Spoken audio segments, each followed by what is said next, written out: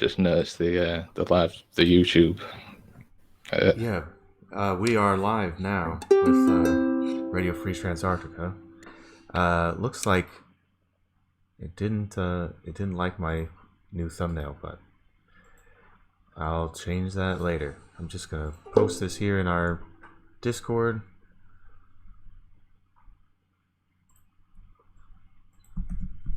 And then we should be ready to go.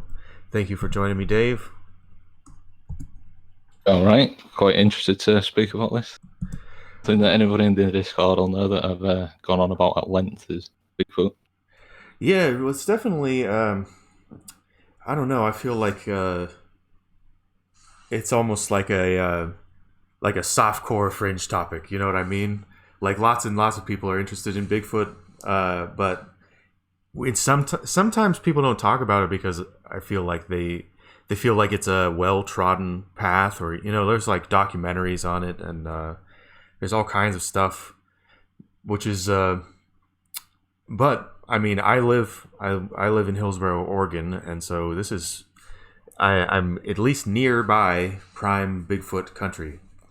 Right in the habitat.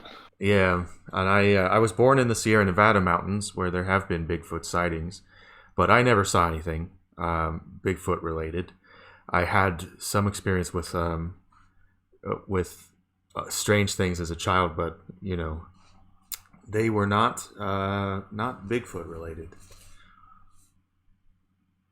Interesting. I think we'll have to into that later on, maybe. Yeah. What was it that got you into Bigfoot? Yeah. Oh, actually, I at the time when I first got into Bigfoot, and I think this relates to why it sort of appeals to a lot of people and it's maybe a little bit more mainstream than some of the other cryptid sort of ideas, is that before I got into Bigfoot, I'd done a marine and freshwater biology degree. Mm-hmm. So I'd studied ecology and conservation and the diversity of animals that exist and stuff. Employment when I finished my degree, I was spending some time on 4chan's paranormal board. I kept seeing just for entertainment, basically, just into that because a friend at uni, we used to talk about B now and again. So we were never really heavily into 4chan, but he'd mentioned the X paranormal board as being genuinely quite scary. And at that time, I thought anything on there is just laughable. What are you talking about? So that was a bit of a way into. Then I had to investigate this, and I was like, well, science how I'm talking about. And Bigfoot was one of the things that kept coming up. And I thought, well, the science that I've studied, the sort of environmental science, should enable me to put this to bed. I should be able to look at this with a proper scientist's eye and say, no, this can't exist, or sort of basically debunk it from the point of view of a scientist. Yeah. And I just couldn't do it. I couldn't just resolve that. There's just too much weird, anomalous evidence. A lot of people say, "Oh, there is no evidence," but obviously that's untrue. There's a lack of what people consider an incontrovertible proof. Yeah. But there's lots of anecdotal evidence. Thousands of people a year see. From the UK, it's not part of our culture at all. Like it's not something we have anything to do with. So I was very ready to dismiss the entire field as soon as I started looking into it, and I just kept going down and down this rabbit hole of this is really interesting. People are genuinely having consistent reports of, it's not just seeing a spectral, amorphous, who knows. It's a definite thing. There's a range of descriptions. They're not all identical. So when I first heard about it, I thought there was one. It was like Nessie. There was just one Bigfoot out in the woods. It's like, well, yeah, biologically, obviously, that can't work. And you learn that unless it's how many very, very sightings old. Yeah, one real old guy. Yeah. Start hearing about the total numbers of sightings, diversity of across the sort of landscape, in keeping with the same sorts of habitats. Got some an environmental science point of view. You've got consistency in the reports that they're coming from the same habitats, and these things are displaying the same sorts of behaviours. And as sort of a ecologist, I was like, Why the hell haven't I heard about this at uni? I've just finished a degree. Why didn't they tell me about this? This is the most interesting thing I've ever heard. Oh yeah. Uh, yeah, really interested. Yeah, I mean I think that it's really a fascinating topic. It's interesting to me because it is so geographically close to me, but something that I've never experienced myself. I've always, I've but I distinctly remember, like as a child, I believed in a mythological figure of the Sierra Nevada mountains that I don't even know if I invented as a kid or if it was. It seems like something that's based on old stuff, but I believed in something that I called the old man in the mountain. That there was some kind of old man spirit, and he was very old and very severe or harsh, or not necessarily the he was wild and not the most civilized thing. So he scared me when I was a kid, but he was something that I legitimately believed existed and that I saw. But he was he had a very long beard. I actually remember there was like I may have actually gotten the idea from one of the old like Betty Boop cartoons, like really really old cartoons. That I remember there was like an old man in the mountain that really scared me when I was a kid. That was like someone that would kidnap women, Right. kidnap women or children or whatever, and maybe was a cannibal or something. Yeah, And which obviously goes along with a lot of the Bigfoot lore you hear about now. yeah, yeah. I mean, and I'm thinking about that as a kid. I mean, I maybe still do have a very active imagination, but I definitely did have an active imagination as a kid, and I believed in all kinds of things. I mean, gnomes. I know we talked about somewhat about Tommy knockers before in my hometown. Like they were something that legitimately, it was a mining town, a gold mining town, and many people from Cornwall in England moved there Yeah. and lived there to this day. But they spoke Cornish and they spoke, and they had many legends about Fey folk. And so Fey folk type legends were very common in my area of California, which was I was born in Grass Valley, but Grass Valley is right by a city called Nevada City, which was also a big gold mining place. They're basically twin towns, and then all the way up and down Highway 49, which is of course named Highway 49 because of 1849 was the beginning of the California Gold Rush. That whole area is just rife with mining myths and kind of legendary creatures or ghost stories or things like that, and that's kind of what I grew up in. So, but I recall never really hearing very much about people seeing Bigfoot. Though I do recall some. I remember like my fifth grade teacher. His name was Mr. Albano, and he would tell these stories about an old miner and his dog. Like he would tell us stories about this old miner and this dog that were kind of his fictional characters. But I remember distinctly that they saw Bigfoot, and I think that my teacher claimed that he had seen Bigfoot out hiking somewhere near my hometown. But I feel like we all kind of just were like, we were in fifth grade. We were just like, haha, yeah, cool. That's right. You saw Bigfoot out there. It's interesting how you pick up these sort of. When I was at primary school, I was even younger than that, maybe sort of year 3 or 4. We had a supply teacher just for one day, just a random dude. For whatever reason, he was compelled to tell us the story that he'd been at a house in the Lake District and a weird purple orb had floated down off the land side and come through the wall of the cottage that we were staying in. And his wife had both just looked at it like, what the hell is going on? And it had drifted off through the wall and on again. It's just a weird little story, but it's funny the things that you hear as a child obviously stick with you. Yeah. I don't know why he decided to tell us that, but good story. Yeah, there. I mean, there's definitely. I don't know. It's. I love hearing people's stories. You know, I don't.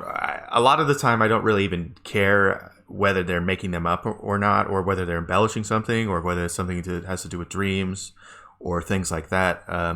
A lot of the time, I just like the stories. I like mythology, and I like Story has a value of its own. yeah, but I will definitely tell you that from I did I studied anthropology at university in the University of Nevada, Reno, and Reno, Nevada has a Native American reserve in the middle of the city, and also there are other ones on nearby outside the city. So there's different tribes like the Washoe tribe and the Shoshone, and I think there's a Paiute or Ute reservation nearby, and I will tell you that no one there thinks that these things are not real. Like no one there, they tell stories about things like skinwalkers or Wendigo, or I mean these are different. There's many different Native American versions and names of because there's like I don't Yeah. know how many. There's like probably thousands of Native American languages, that somehow have remnants, and maybe only a dozen people will speak them. But there's regional variants all throughout North America. Yeah.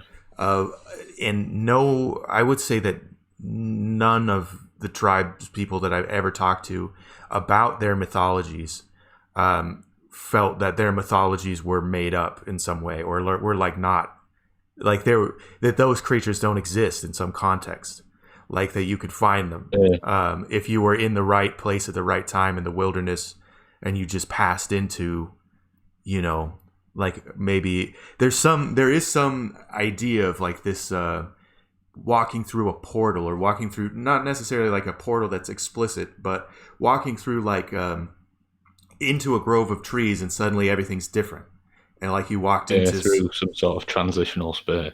yeah, you walk through a transitional space or like a some kind of dimensional shift, and then suddenly like the light feels different or the heat feels different. Or I remember feeling very distinctly as a child that sometimes I would walk into a space and it would seem like the like all the experiences I had as a kid where I felt like I saw something that was supernatural were almost accompanied by this heaviness in the air where you could see like a shimmering in the air, almost like a heat mirage or something.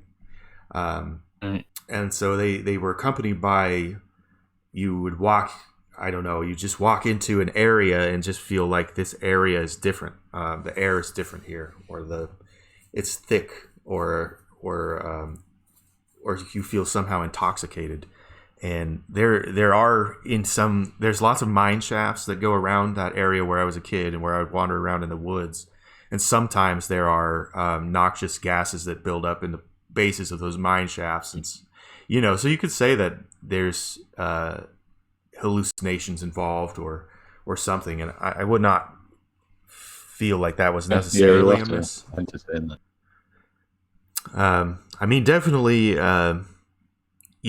Sometimes when you're talking about Native American tribes and their supernatural imagery, it should be taken into account that those tribes do use entheogenic substances, cactuses and mushrooms of various kinds, in order to have visionary experiences or go on other kinds of vision questing type things, sweat lodges, hot lodges. Sometimes there were some where you would kind of hang yourself and look at the sun, stare at the sun for a really long time, Yeah. and I remember studying that at school and thinking that is a weird practice, but hindsight now it makes a bit more sense. But yeah, I I know think, it's a, yeah, I mean, you have to sometimes you have to put yourself through something extreme in order to invoke some kind of a visionary state, and yeah, and so a to lot of have that shift in perspective. Yeah, if you're going to force a shift in perspective, right. yeah, to I, be pretty extreme, either some sort of substance that's going to change your perceptual lens, or through the pain barrier, or the way of pain. Hmm. a legitimate route to expanding the limits of perception. Yeah, well, and sometimes, Hardcore mode.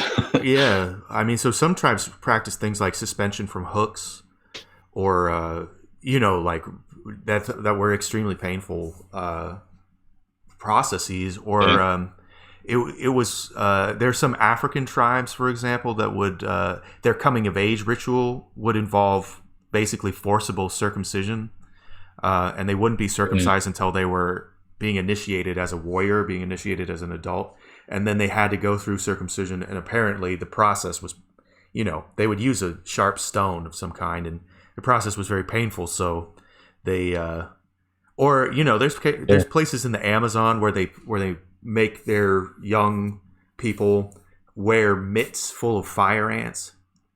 Yeah. Yeah, that's what I was thinking of as well. The Yeah, I mean, ants, whatever they have.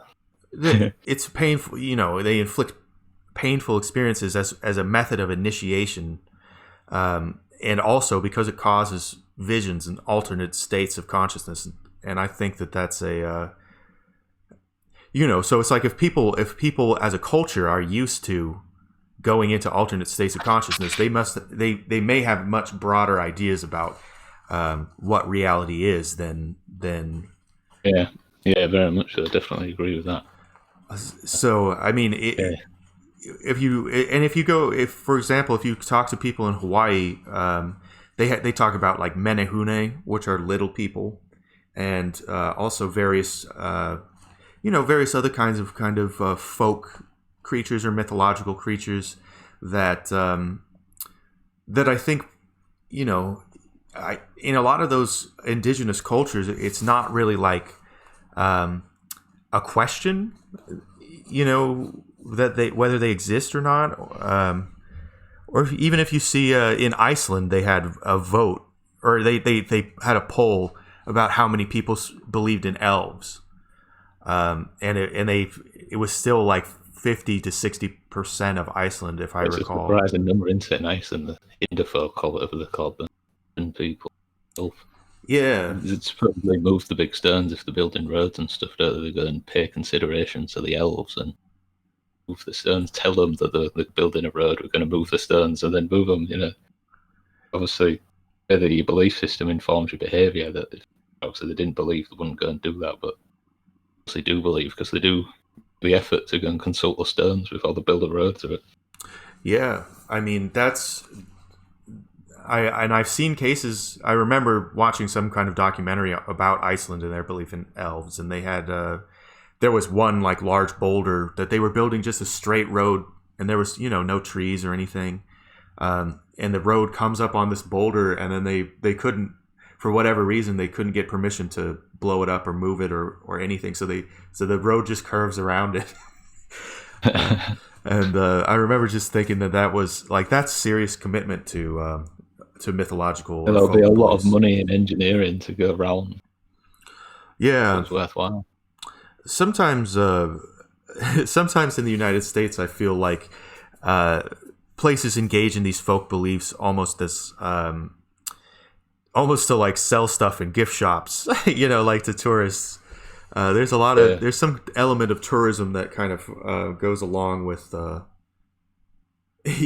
like going through, if you go through like New Mexico, and you'll see like jackalopes in the I don't know how many people actually think that a jackalope is a real thing, but they definitely glue antlers onto rabbits that are taxidermied and sell them.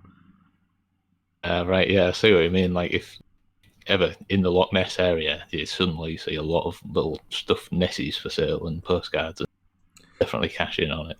And then nobody's seen Nessie for potentially. Yeah, I mean, I would love it if Nessie was real. And actually, there was even supposedly in Tahoe, and Lake Tahoe is near Reno, Nevada, where I went to school also, and there was a version of Nessie that was called Tahoe Tessie, that people said that there was some kind of sea monster in Lake Tahoe, but I was Yeah, there never are, sure if it was like kind of a joke, or if it was like people actually saw something, or yeah, it is interesting with sea monsters. You don't know how how seriously the people telling the stories have seen it. Or I think that's part of why Bigfoot has a more serious reputation than some of the sea monsters and stuff. Is that there's so many more sightings that seem to be of the flesh and blood. It's Yeah. not. Yeah. Well, I mean, especially if you're Not talking even about, necessarily altered substance or anything. It's just a hunter in the woods has a flesh and blood encounter with something that scares the crap out of him and he don't want to go in the woods anymore. I I definitely I'm from the remember. UK, I just wasn't aware that that sort of stuff went on. So reading about that absolutely blew my mind. And with the Native American, like you were saying, they all have a word for it. They all believe in Sasquatch or something of that nature. Yeah, As an something outsider, similar. learning that all the natives are all on board. But yeah, obviously there's something behind that. That's not people making it up like Nessie. I Yeah, mean, Nessie's maybe a bad example, but yeah. I and mean, why I disregard Nessie because that's one that, having done the degree that I did, I looked again at Nessie and was like, well, the reptiles have got to breathe air. That comes to the surface. That means you'd see them all the time, breeding population. So isn't a population of dinosaurs. yeah, It isn't the food to support it. It makes sense from a biological or ecological standpoint. I thought that with that standpoint, I'd be able to dismiss Bigfoot as well, and you just can't. Much more to it.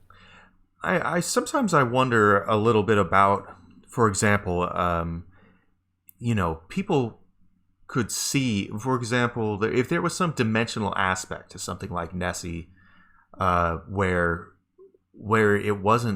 it didn't just live in the lake, but it like lived in some dimension that sometimes just crosses over on the right kind of day. And Yeah, but Ness is an interesting one because it's an ancient geological fault line. But yeah, it's probably been a feature of the landscape for like millions and millions of years. So yeah, I see what you're saying. If there was going to be a rift area that was stable or some sort of temporal echo, that'd be a good place for it. It's been a stable environment for a long yeah. the one under the ice, I suppose. How is it that? How do you view, or what do you think? What has been your conclusion about Bigfoot? Let's say, like, with the research that you've done on it, how do you see the story today? Like, what is your current version of the tale that you subscribe to? Yeah, I don't know. It's still up in the air. I'm still not 100% convinced of anything. I am 100% convinced that that makes sense, that there is something going on, but I'm not 100% convinced about what is going on. I, I don't. I really don't know because going down the rabbit hole of Bigfoot. First of all, in my mind, it was a flesh and blood creature. Whatever reason, people just hadn't caught up with yet. The only way you can entertain that idea is if these creatures are at least as intelligent as people, avoiders, a culture of avoidance. And that's why there's no. If you got an SS, a trained military guy, you told him to disappear into the woods and that he'd never be seen again. Mm-hmm. You'd never see him again. He'd be able to go and do that. So somebody with the intelligence and the outdoor skills wanted to go and not be seen is achievable if you're intelligent enough to go and do it in an intelligent way. Yeah. So then I was entertaining the idea of Bigfoot just as a intelligent creature that's hiding. Then you get into like the missing 411 stories about the abductions of people that seem to be abducted by Bigfoot, and then there'll be mysterious circumstances around it, like tracking dogs might track a missing person that people believe has potentially been abducted by a Bigfoot but has gone missing, and dogs will track it in one direction. And then it'll go into a boulder field and just end as if they've just walked into the granite or something. You get all these peripheral stories about Bigfoot that don't fit into a flesh and blood tip that we haven't caught up with. It all gets more complicated, and then you say you get to the native law that are sort of Walker type things that can move between dimensions. Yeah, it all gets very, very confusing. So I can't say with any certainty anything. Obviously, I mean it's pretty ridiculous for an English guy to be telling anybody about the nature of Bigfoot. I've spent a lot of time thinking about it. I'm sure that there's something going on, but it just gets so weird. I don't know. And I can definitely understand those people that believe it is a flesh and blood creature. There's not really any more to it than that, except that maybe some governmental conspiracy to keep that quiet. And you can speculate as to why that would be kept quiet. And there are some interesting speculations you can make. Potential human Sasquatch hybrids in the past, or a shared lineage. Or... My man, that's why it's a secret. That's why Bigfoot's not in the mainstream. If a doctor did a straight DNA analysis of a Bigfoot and a human, it'd be obvious. Right. It's an interbreeding correlation, or say that there'd be something to be identified. Maybe they'd identify more anomalous human DNA because the Sasquatch would fit in the other great apes much better than we do, or something. I don't know. That would be... Or maybe it shows some evidence. Maybe we're a domesticated form of them. A DNA analysis would show that.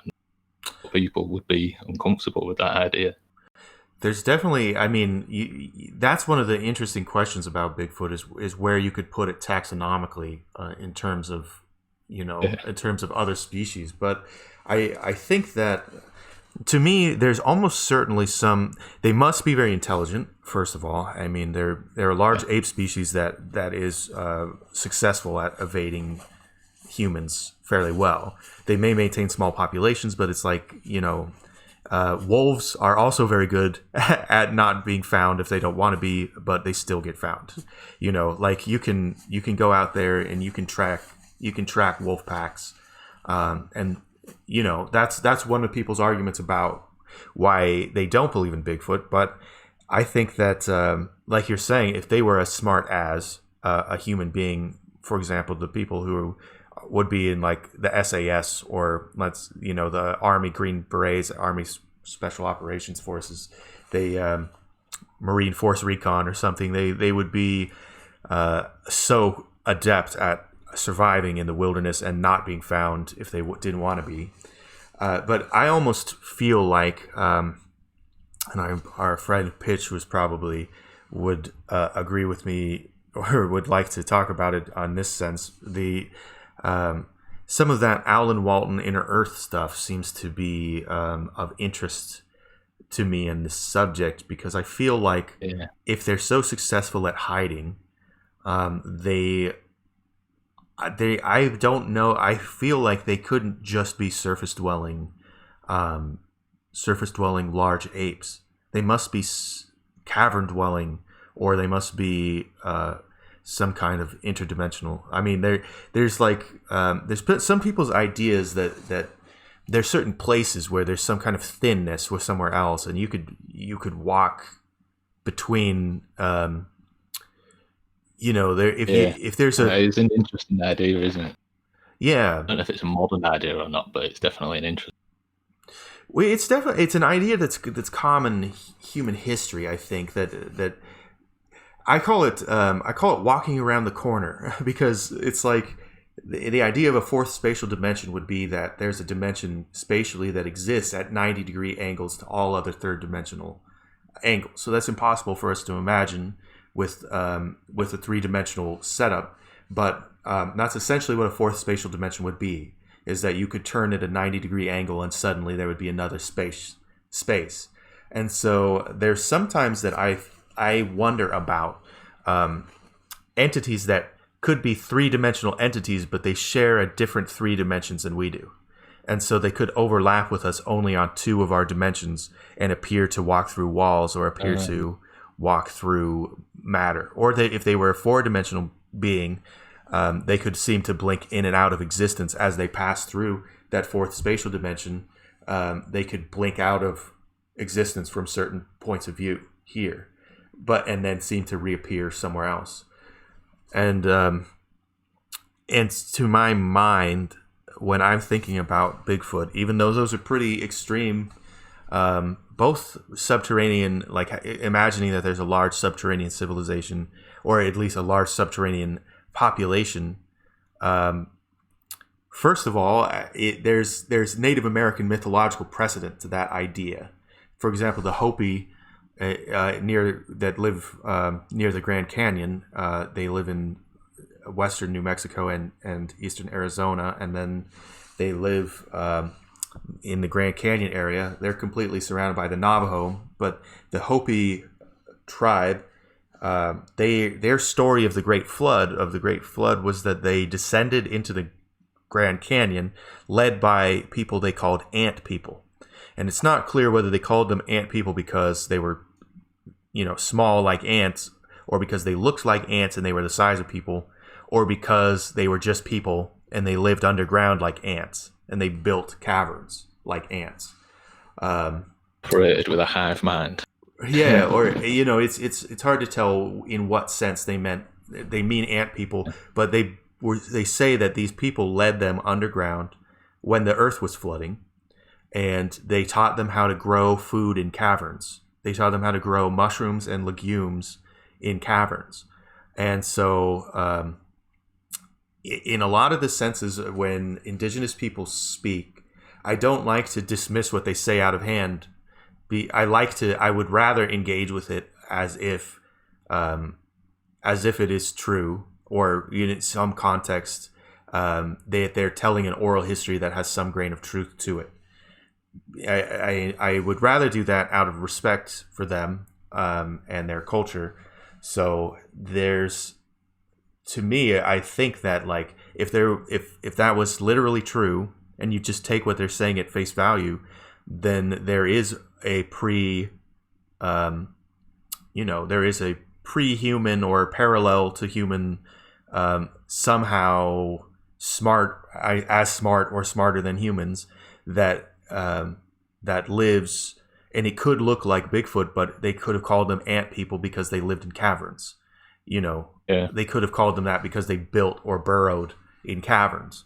And so there's large cave networks in the western United States that there's large sections of that aren't very well explored, and sometimes they're quite dangerous. So there's myths and legends all throughout the west of the United States in particular. For example, near here, I'm to the south in California, there's Mount Shasta, and to the north of me here, there's or to the east of me, there's Mount Hood, and then to the northwest, there's Mount St. Helens, something like that. And all of those mountains have Native American myths about people living inside of those mountains, that there were people that lived inside of them. I think I might have read missing 411 reports from each of those locations as well. Yeah, actually, in David Paulides' work, Missing 411 is a very fascinating book, or two books. There's a couple books, I think.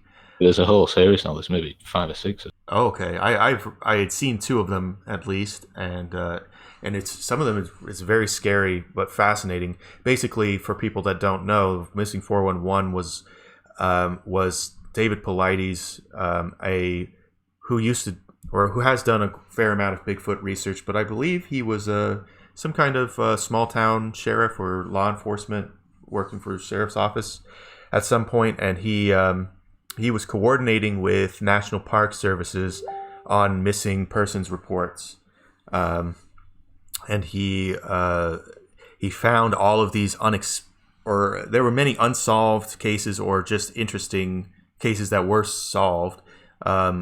If I remember right, I think he was actually approached by 2 guys from the National Park Service whilst he was working in law enforcement. These 2 National Park Service guys said, "You need to look into the missing people. There's something going on, and we're not allowed to know, and we're not allowed to talk about it, and it's something you should look into." I think he down a crazy rabbit hole with, from there. It was a tip off for the workers, I think. If I'm remembering that right. Yeah, I recall something like that. I mean, I've listened to so many hours of David Paulides on Coast to Coast AM and like on other podcasts or radio, internet radio type things. It is interesting to listen to, isn't it? Oh, fascinating. I mean, and a lot of those cases are fascinating. And what's interesting has been there's been a little bit of backlash against him and his story. He received some. I read some counter arguments against him where people were heavily criticizing his work, and I felt like his work. I mean, when I've read it, it seems like he has a fair job. He's done a fair job doing citation and documentation of these different cases, and it seems like I don't know. There's some aspect of this where his story involves some kind of government cover up, or they have knowledge of something or problems, either because they're. I mean, I don't know, with the human trafficking that has been exposed within the past several years in the United States. Who knows how much of such a thing it would be like Bigfoot, or how much of it would be like people trying to kidnap children for other nefarious reasons. Yeah.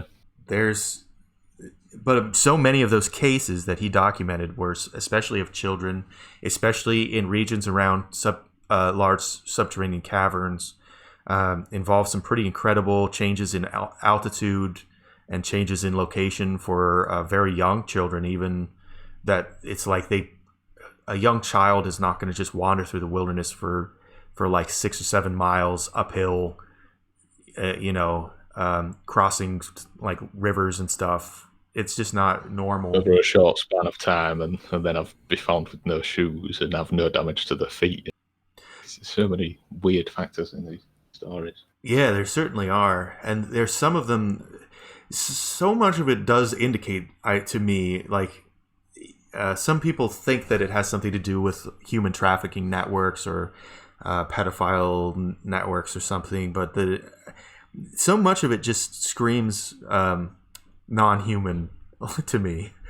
Where it's just like, because the behavior of the kidnappings doesn't seem like something that someone was trying to kidnap. If it was human beings trying to kidnap people and pull them out of an area, they would not have been pulling them into more remote, higher elevation areas. Yeah, and dogs wouldn't refuse to track them, and especially. Really, although I think he might be documenting, there might actually be several causes for some of these disappearances. I was reading through the first couple of books, was very much on the side of like these Bigfoot abducting people and going underground with them, or then as you keep going on, you're like, well, no, some of these don't really fit for a Bigfoot abduction. It's more like, as we were saying before, like they've just phased out, they've just accidentally phased into the wrong dimension and couldn't get back. And then once they've died, the bones have materialized the way you would expect to find them. There was in often cases places that have already been searched, and the bones just turn up again. Maybe they were there the whole time. They were just out of phase for a little bit, and then whatever reason they came back. There's I seem to recall an urban legend type story that I'm not going to go and claim that this is a true story, but I remember that at least when I read it somewhere, they were claiming that it was a factual unsolved mystery of some kind. So, but I just don't remember the source for it very well. But it was a farmer somewhere in the United States, and he walked across. Like his family saw him walking out into the field, and then he disappeared. And they went out to find him, and they could hear his voice, but they couldn't find him anywhere. And they couldn't figure out where he had gone, because they could hear him calling for help, but they never did find him. And then eventually his voice just went away. So I remember it being kind of a disturbing story, but one that was at least presented at the time as being a legitimate unsolved mystery. And people thought, was it a sinkhole? Like, did he fall into a cave through a soft patch of soil? They just couldn't find where he'd fallen because it was the dirt covered itself back up, or some other kind of thing like that. Or did he phase into an alternate dimension. I feel like I read it in a similar place that I read about a story from England, in like the Middle Ages, where two children who had green skin showed up. Yeah. Do you remember hearing a case like that? It was like a famous Middle Ages case, or like maybe early Yeah, Renaissance. I can't remember exactly when it was. It might have been a little bit later than that, maybe sort of, I don't know, let's say Okay, in 1800s. But I that, yeah, well, I might just be making that up. I can't remember. I do know the story talking about the two children, a boy and a girl, were basically green, and did they refuse to eat the food or something? But they spoke their own language. yeah. Nobody knew where they'd come from. Yeah, they spoke their own language, and refused to eat the food. I remember if they died or if they integrate or did they disappear? I I remember what happened. I remember hearing various things like that they disappeared, but then I also heard that I think the boy died, um, like within like 6 months or a year, and then the girl survived for a while, and her skin eventually turned back to like a normal, what we consider a normal color, and Yeah. and she married someone, and then died like but she was buried somewhere. Like she had a gravestone, but I don't. There's some of these things where I'm just kind of, people would have to look it up for themselves. But I remember it being on a list of like famous, strange, anomalous cases. Yeah. Well, I've heard the story talking about it must be fairly. So that kind of reminds me of, there was some suggestion that they came from beneath the ground, that they were from somewhere subterranean. That's something I've been wondering about with these conversations about we were mentioning before about getting pitching on the inner earth and stuff and pocket dimension. I suppose sort of to finish on Bigfoot, but to a bit of a line through Bigfoot that you can, before we get into the crazy interdimensional aspect. Yeah, I think you can. I think you can legitimately. Or the idea of a flesh and blood Bigfoot that's just intelligent enough to avoid people, and there's a bit of a conspiracy of silence. what Logically you can wrap that up together and you can have that as an interpretation of Bigfoot, and I think it makes sense. You don't have to go into crazy interdimensional stuff that we're now moving into pocket dimensions, which is where my investigation of Bigfoot has led me as well, into this interdimensional aspect of things. But it doesn't have to, I don't think. I think you could have a legitimate interpretation of Bigfoot that doesn't include any of the woo, if you like, in the Bigfoot field, might like the woo aspect, the more into the flesh and blood Bigfoot. And you can understand that if you're a hunter out in the woods and you've come across one and it scared the crap out of you, and there's no doubt that it was in the same dimension you're in and very, very scary. Especially if it just looks like a big caveman. It doesn't look like a interdimensional being. It's not like some heavenly angel thing. It's a stinky, hairy man. yeah, it's Just to sort of. well, I wonder about it in that sense, because I've heard some people on the more woo side of Bigfoot. I've heard some people in kind of the new age field claim that Bigfoot is a benevolent extraterrestrial or multidimensional something, and they travel here and they don't wear any clothes because they just don't need to, because they just don't care about them, because they have fur and stuff, and they're way smarter than humans. And like this is just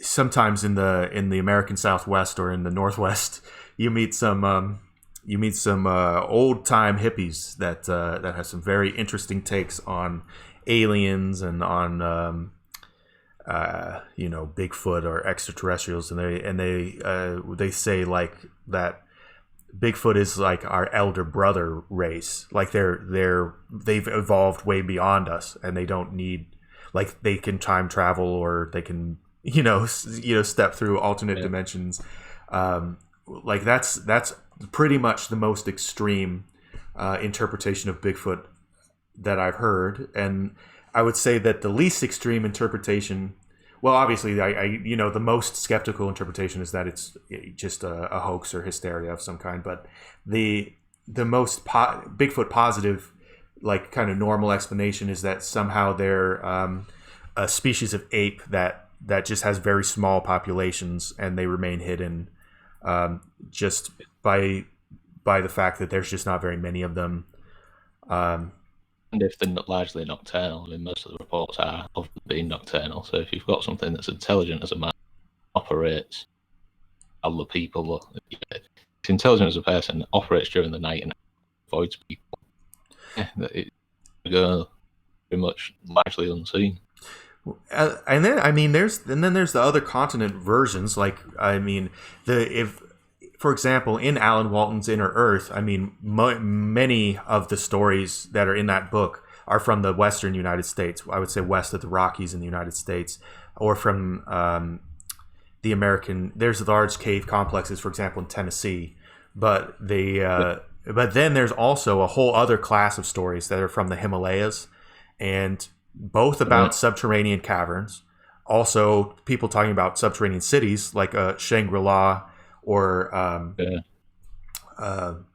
like that kind of idea. But then they have the same idea of the Yeti, which is a snow, or the abominable snowman, like a lighter furred, like a snow camouflage version. Apparently, if I'm remembering this right, the abominable snowman, got that its name, was supposed to be abominable smelling snowman. Was the headline for the newspaper, but they didn't have enough characters, so it just was abominable snowman. It was supposed to be smelling snowman, which obviously parallels Gun Cape and all the stories we hear out in North America about Sasquatches or Bigfoot type creatures smelling pretty funky. It's an interesting correlation going all the way back to the Hamiltons, to Himalayas. I don't know who the guy was called. Oh, was it Edmund Hillary? Whoever it was in the Himalayas that took that picture of the footprint and the stories about the abominable snowman. It was supposed to be abominable smelling snowman. It was because it smelled bad. Yeah, I that's actually and that has been a common theme. Also, I'm reminded that there's some Australian Aboriginal stories of I forget what do they call that? Do you remember the name? Yowies. Oh, yeah, in Australia, I think. Like again, there's lots of original Australian tribes, so there's maybe variations, but the one that I've heard from Australia is Yowie.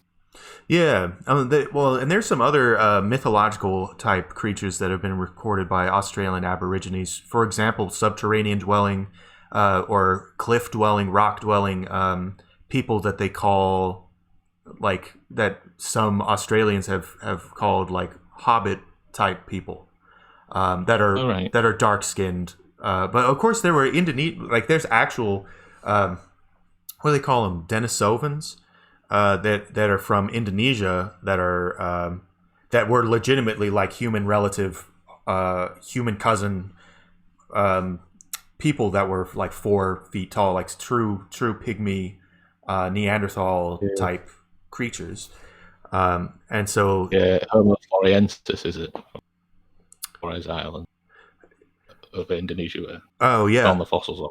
Oh yeah, Javansis. Have you seen the footage of the? Don't know exactly what island it's, maybe on Sumatra or some far eastern island. There's some kids on motorbikes, and it looks like a little miniature man just runs through the grass. Have you seen that video? Oh, actually, I think that I have. I think I saw it in a actually one of the threads on the paranormal board on 4chan. That was about gnomes or little people or dwarf, like not dwarves like humans, but like mythological like Scandinavian dwarves. Interesting that it pops up all over the world, and I wouldn't be surprised if wherever those sightings were, the kids on the motorbike. I wonder if there's caves on whatever island that was. Doesn't if it's from something like Sumatra, doesn't Sumatra have a lot of caves because it's a large volcanic chain.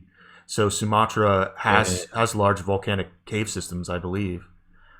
Yeah, Yeah, although I couldn't swear which island it was. It'd need looking into, but yeah, I wouldn't. Yeah, it'd be interesting if there are caves. Have you seen how missing 411 clusters? You know, these clusters of missing people of locations where there's a particularly high density.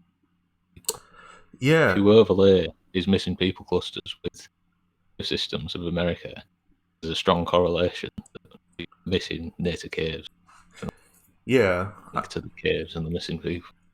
I mean, so I know skeptics who would say, well, they probably go missing because they go Yeah, into they the just cave and fall in the get caves. yeah. But there's so many crazy stories in the Western United States, especially about cave systems and people living in them, and I mean, just again and again. I mean, there's just story after story. So it's either a deep part of our folk culture, which it is. I mean, it's kind of like a one of our legends that's but there's so much gold mining and just mining in the West. So, for example, Nevada was really big on silver and gold mining. California in the Sierra Nevada mountains was really big on gold mining. Even up in the Yukon, I mean that's in Canada, but the Yukon and then Alaska, they do gold mining, and there's just such a history of delving into the earth, and I'm just not. So many of those, for example, I remember some of the not missing 411, but the Alan Walton's Inner Earth stories that had to do with caves that were in the I forget the name of the mountain range, but it's the mountain range that's on the eastern side of Death Valley in Southern California, that supposedly had like these underground palaces, and these are the stories that were reported in Alan Walton's Inner Earth. They had these like underground halls built for people that were much larger, and even down in the Andes in South America, where they have large caves, supposedly. There's been many discoveries. For example, I believe in Ecuador, there were supposed to have been discoveries of metal plates in caves, which of course is what Joseph Smith said he found in New York State. He found buried metal plates, which told about a pre-Columbian North American culture that he believed was related to the Hebrews somehow. And were in that sense like a lost tribe of Israel, and so there have been other accounts of metal plates or of large, giant people bones being found in various places in South and North America. That the legends about it are so persistent that there's either a very constant culture of hoaxing. Like people, for example, if you look at crop circles in England, there is a culture of like people making them, even if some of them are genuinely supernatural. People still go out and make them. So maybe people hoax giant bones in North America or South America, but maybe they are also real ones, or crystal skulls, things like that. Like there's fake crystal skulls, and there's I don't know, but there's also possibly real artifacts that are anomalous crystal skulls. Yeah, certainly interesting artifacts that were mentioning Ecuador earlier. Is that where that black pyramid stone, 13 steps in the eye carved from Ecuador? Another one of me. Black pyramid stone in Ecuador? Yeah, there was the guy on the guy on the pyramid on the dollar bill. There was a stone. I'm sure it was in Central America somewhere. There was a stone that made black stone with 13 rows of steps carved into it with an eye at the top. And there's something about the eye almost glows in the dark or something. It's laid with something really vibrant. I can't remember what it was called. I don't know. I'm just I'm looking through like the Google results for it, but I don't see anything popping out. Oh, actually, I do. I see. So this says, I'll put it up I'll load this image on the stream. But it is essentially the the pyramid steps with the eye on top. Is it? Let me see. I'll put it on the stream. You can tell me if it's the one you're talking about. It is black. It's a black pyramid stone. Yeah, it probably a little bit, and I can't remember what the history associated with that, when it was found or when it was dated to. It just with it saying about Central America and interesting plates and stuff. That was a interesting item. Yeah, that's. But was there a story about supposedly like an Egyptian pharaoh's tomb type thing somewhere in America, in North America, in one of the like in the Grand Canyon or something? Where's an Egyptian tomb in the Grand Canyon. That there is a famous story about that.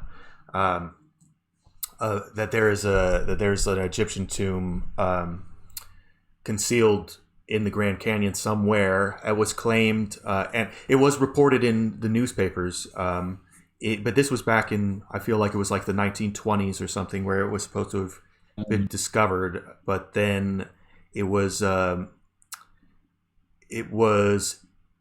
subsequently, like I tried to look into it, and it looks like subsequently the guy who had discovered it wouldn't talk about it anymore, and so there was some idea that whatever he had found was either snapped up and like kept secret somehow, or I don't know. I mean, I don't know what they did with it, but either it was a hoax, or it was concealed, or it was covered up.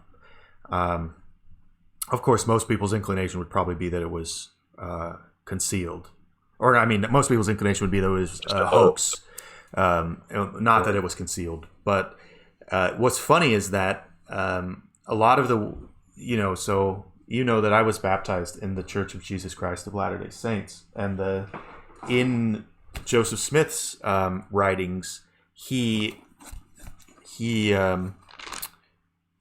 translated an Egyptian papyrus. Supposedly he had translated it, and people have criticized that. But he had claimed to the metal plates that he found in North America, or in New York, buried in New York. They were buried by someone who had fled across the continent. They weren't buried by someone who lived in New York. He supposedly lived kind of down in Mexico, or down in the Southwest somewhere. And he fled. He was chased across the continent and ended up burying them so that they wouldn't fall into the hands of the people chasing him. And then presumably he was killed. This was some person called Moroni. And so when was that supposed to have taken place? That was supposed to have taken place maybe 400 to 600 AD. So so in like the 5th century AD, they were supposed to have sailed. Because Edgar Casey, the sleeping prophet guy, if you've ever looked much into Edgar Casey, he used to talk a lot about Atlantis and connections with Egypt, about those people being in America before the flood. Yeah, the being of war, people chasing each other across the continent of America. That's at a different time scale.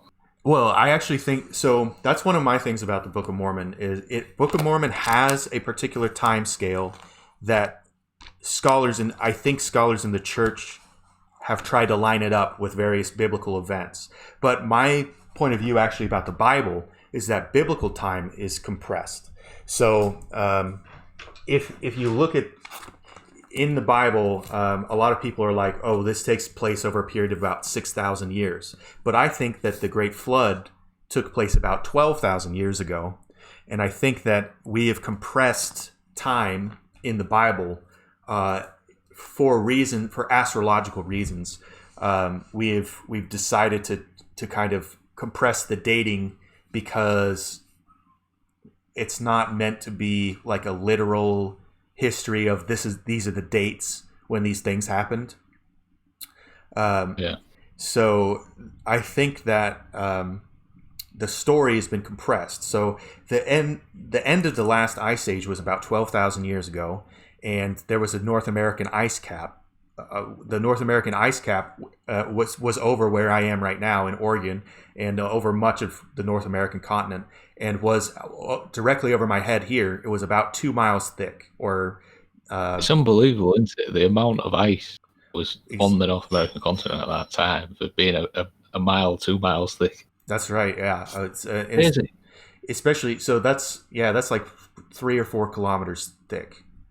Yeah, and that's it's so at there is an impact hypothesis. It's called the Younger Dryas impact hypothesis, which is a hypothesis given by Graham Hancock and Randall Carlson and some various other scholars. I'm a big fan of both of those guys. Yeah, me too. And actually, their work on this subject has been very, very interesting. They have a lot of geological data, a lot of evidence for this. But basically, the theory goes that there was a comet impact in the North American ice cap, and it caused a flash melt, where basically the heat of the superheated water hitting the rest of the ice caused the whole ice cap to sort of melt all at once.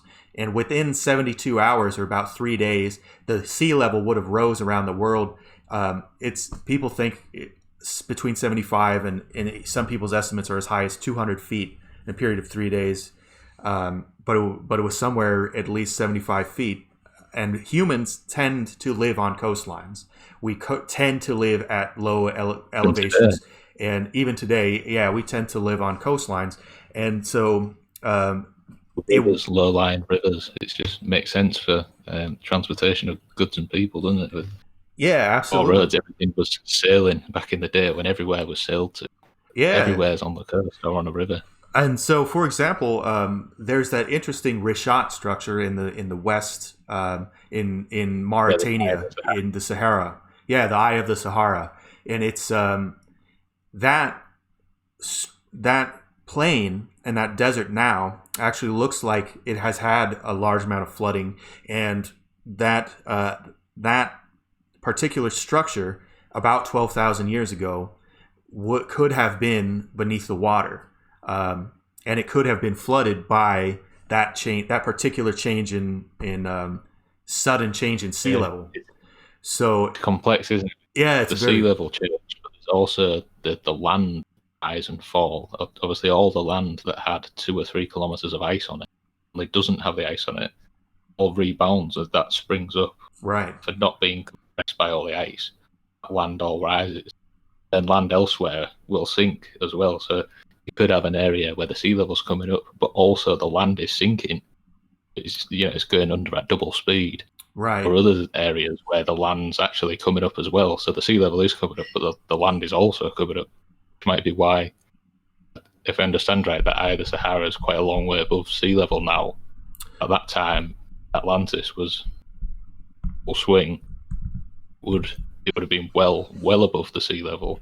It's totally possible that whole area, actual land, sunk down as a result of land shift all over the place with all the mass of the ice. So that's really hard to map. We don't know exactly where sprung up and where fell. We do know the sea level went up. Yeah. It's another factor that makes it all difficult. I looked into the land rise statistics for the Rishat structure, and my research into it indicated that the area around Africa has been rising at a larger than normal rate of about 2 inches per year for the last several thousand years at least. So it could have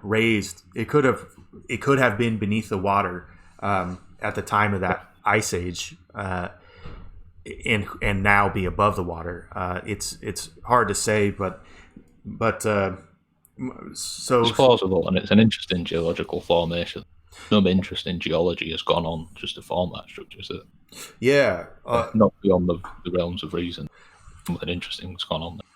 So I certainly believe that. I personally think that there was a civilization that was existing at that time that was primarily seafaring, and that was very, very hard struck by a large change in sea level that was caused by the caused by the flash flood and the flash melting of the North American ice cap. That was probably due to a comet impact. And so sometimes there's these images of Father Time wielding a scythe. People have suggested that the scythe is indicative of a comet's tail. And people somehow remember in their genetic memory or in their mythological memory the comet tail and the scythe coming down and basically destroying that whole culture. And Egypt was said to have been just a remnant of this ancient culture or pre-flood culture. And of course, that's what most mythologies all over the world literally tell us. And it's like, I don't see a reason not to believe them when all over the world, in basically every culture in the world, there is a story about a massive flood that occurred at some point. And if there was a comet impact on the North American ice cap, there's some theories that it could have thrown so much water into the air, and that water could have stayed in the air for so long that it could have caused massive worldwide raining and flooding, even on the other side of the world. And so not only would the sea level have risen, but it could have caused massive flash floods on land, because the water, it could have come down in torrential rain for 30 or 40 days. And that could actually have been a real figure about Noah's flood. It actually could have literally been 40 days of rain or something like that. Yeah, it's hard to know going back so far. I think one of the thing I'd heard from Randall Carlson is that there were sort of two melting events. There was the actual impact itself, one massive climatic event, but maybe 100 or maybe 1,000 years. I think it was in the something into the hundreds of years.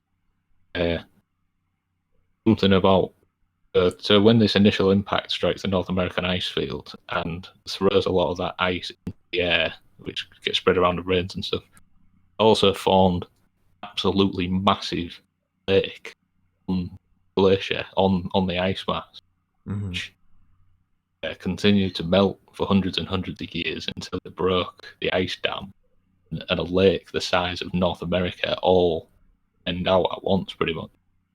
That will have come at a different time to the actual impact. So yeah, we're looking at two different weather events or different stories, or maybe they're going to get merged together. I believe, I believe it's called Meltwater Pulse 1A and Meltwater Pulse 1B, and they're like 200 or so. I mean, the dating on them is not, there's a bit of range in the date for these meltwater pulses, but I believe that's what they're called. And there were several different incidents. There were the Lake Missoula floods in North America, where a large section of North America was, like you were saying, a lake. It was formed Lake Missoula. And lots of Nevada, for example, in the Great Basin, I believe was underwater at some time. I know in Nevada, if you look out at the mountains in Nevada, because there's not too much vegetation, particularly if you're in more desert areas of Nevada, you can see a water line on the mountain where there used to be some kind of sea, and I'm not sure if that was Missoula. It's some kind of prehistoric lake. It may have been called Lake Lahontan, or that was, I guess, Lake Lahontan was that was a Pleistocene era lake. So it was, it says its peak was about 12,700 years ago, and I'd be right in that sort of time frame. Yeah. If you go out. It's about between 500 feet and 900 feet on the side of the mountains. You can see a line where the water line used to be. Just crazy. Imagine witnessing that. Well, that would be one hell of a flood. I mean, this is it's great. Like I think the whole Black Rock Desert is actually a big flat. I guess it's. I'm not sure if it's a salt flat. It's a very strange desert. It's very very strange looking, but it's. I've been camping there a number of times, and it's a very interesting place. But it used to be basically the lake bed of Lake Lahontan, and now it's just it's a silt playa of more than 300,000 acres of land. So yeah, it's a very that's where they do like the land speed record testing because it's just huge and flat, it's super flat. Yeah. So, but it's interesting because if Bigfoot was a North American species, I mean, then it lived here at the time of that flood, and it survived it somehow. And if their modern day range is in the Pacific Northwest, but they used.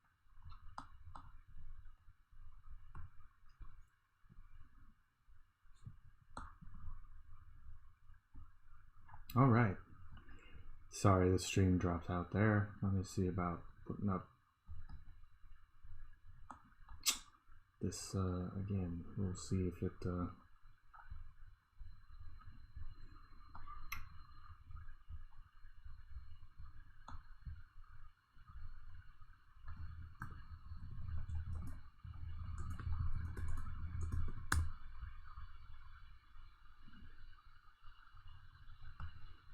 I will just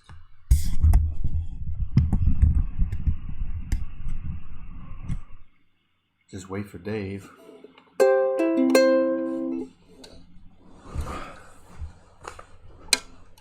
It's definitely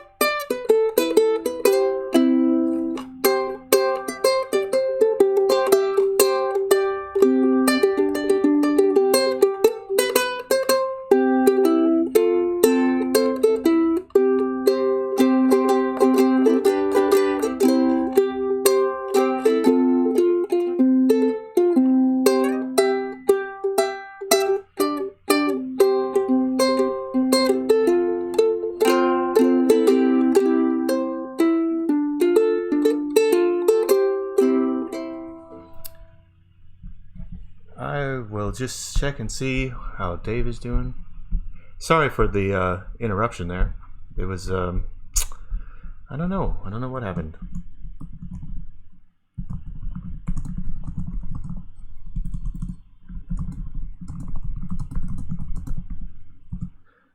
Oh, no hedge posting?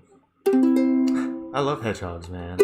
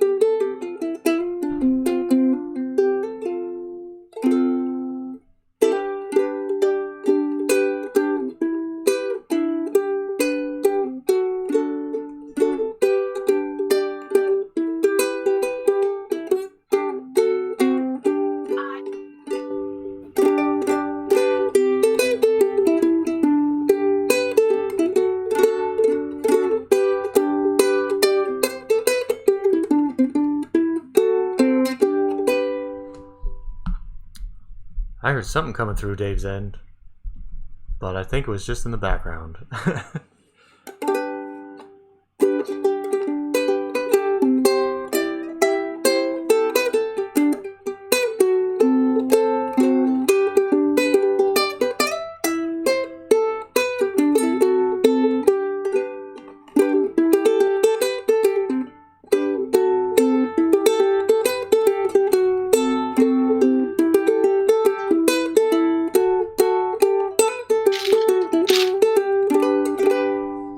Is that you, Dave?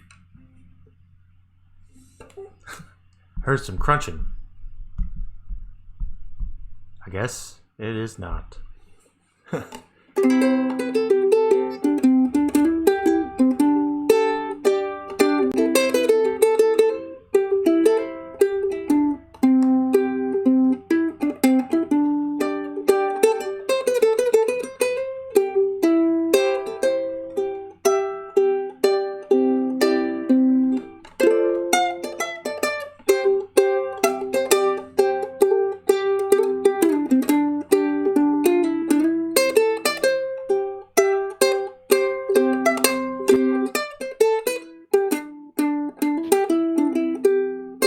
Hey, what's up, man? Welcome back. Oh, So, let's see. What part did I cut out at? I don't know. I don't know exactly where we're up to. I remember I was talking about the Book of Mormon having to do with Reformed Egyptian in North America, and Joseph Smith said it was in Reformed Egyptian. One of the interesting things, one of the interesting little anecdotes about the Book of Mormon is that Joseph Smith didn't leave many words untranslated. But one of the words he did leave untranslated was Deseret, which he gives the meaning of as honeybee. And Deseret was the name of the state that was the predecessor of Utah and Nevada. So before Utah and Nevada used to be part of Mexico, and then when they were applying to join the United States and being brought into the United States, the Mormon community out of Great Salt Lake City, they wanted to name it Deseret after the word from the Book of Mormon, but it eventually became Utah territory because they didn't want the Mormons to be that powerful, so they didn't want it to be the thing that the Mormons wanted it to be. And then they split up Nevada and Utah to try to curb Mormon power, which they viewed as being morally degradatory to the United States because they were polygamists. So there's a whole story. Mormon history is extremely interesting, but the Complex by the sounds of it. yeah, it is. Yeah, it is complex. But so the word Deseret is a very interesting word because he gives the name as honeybee.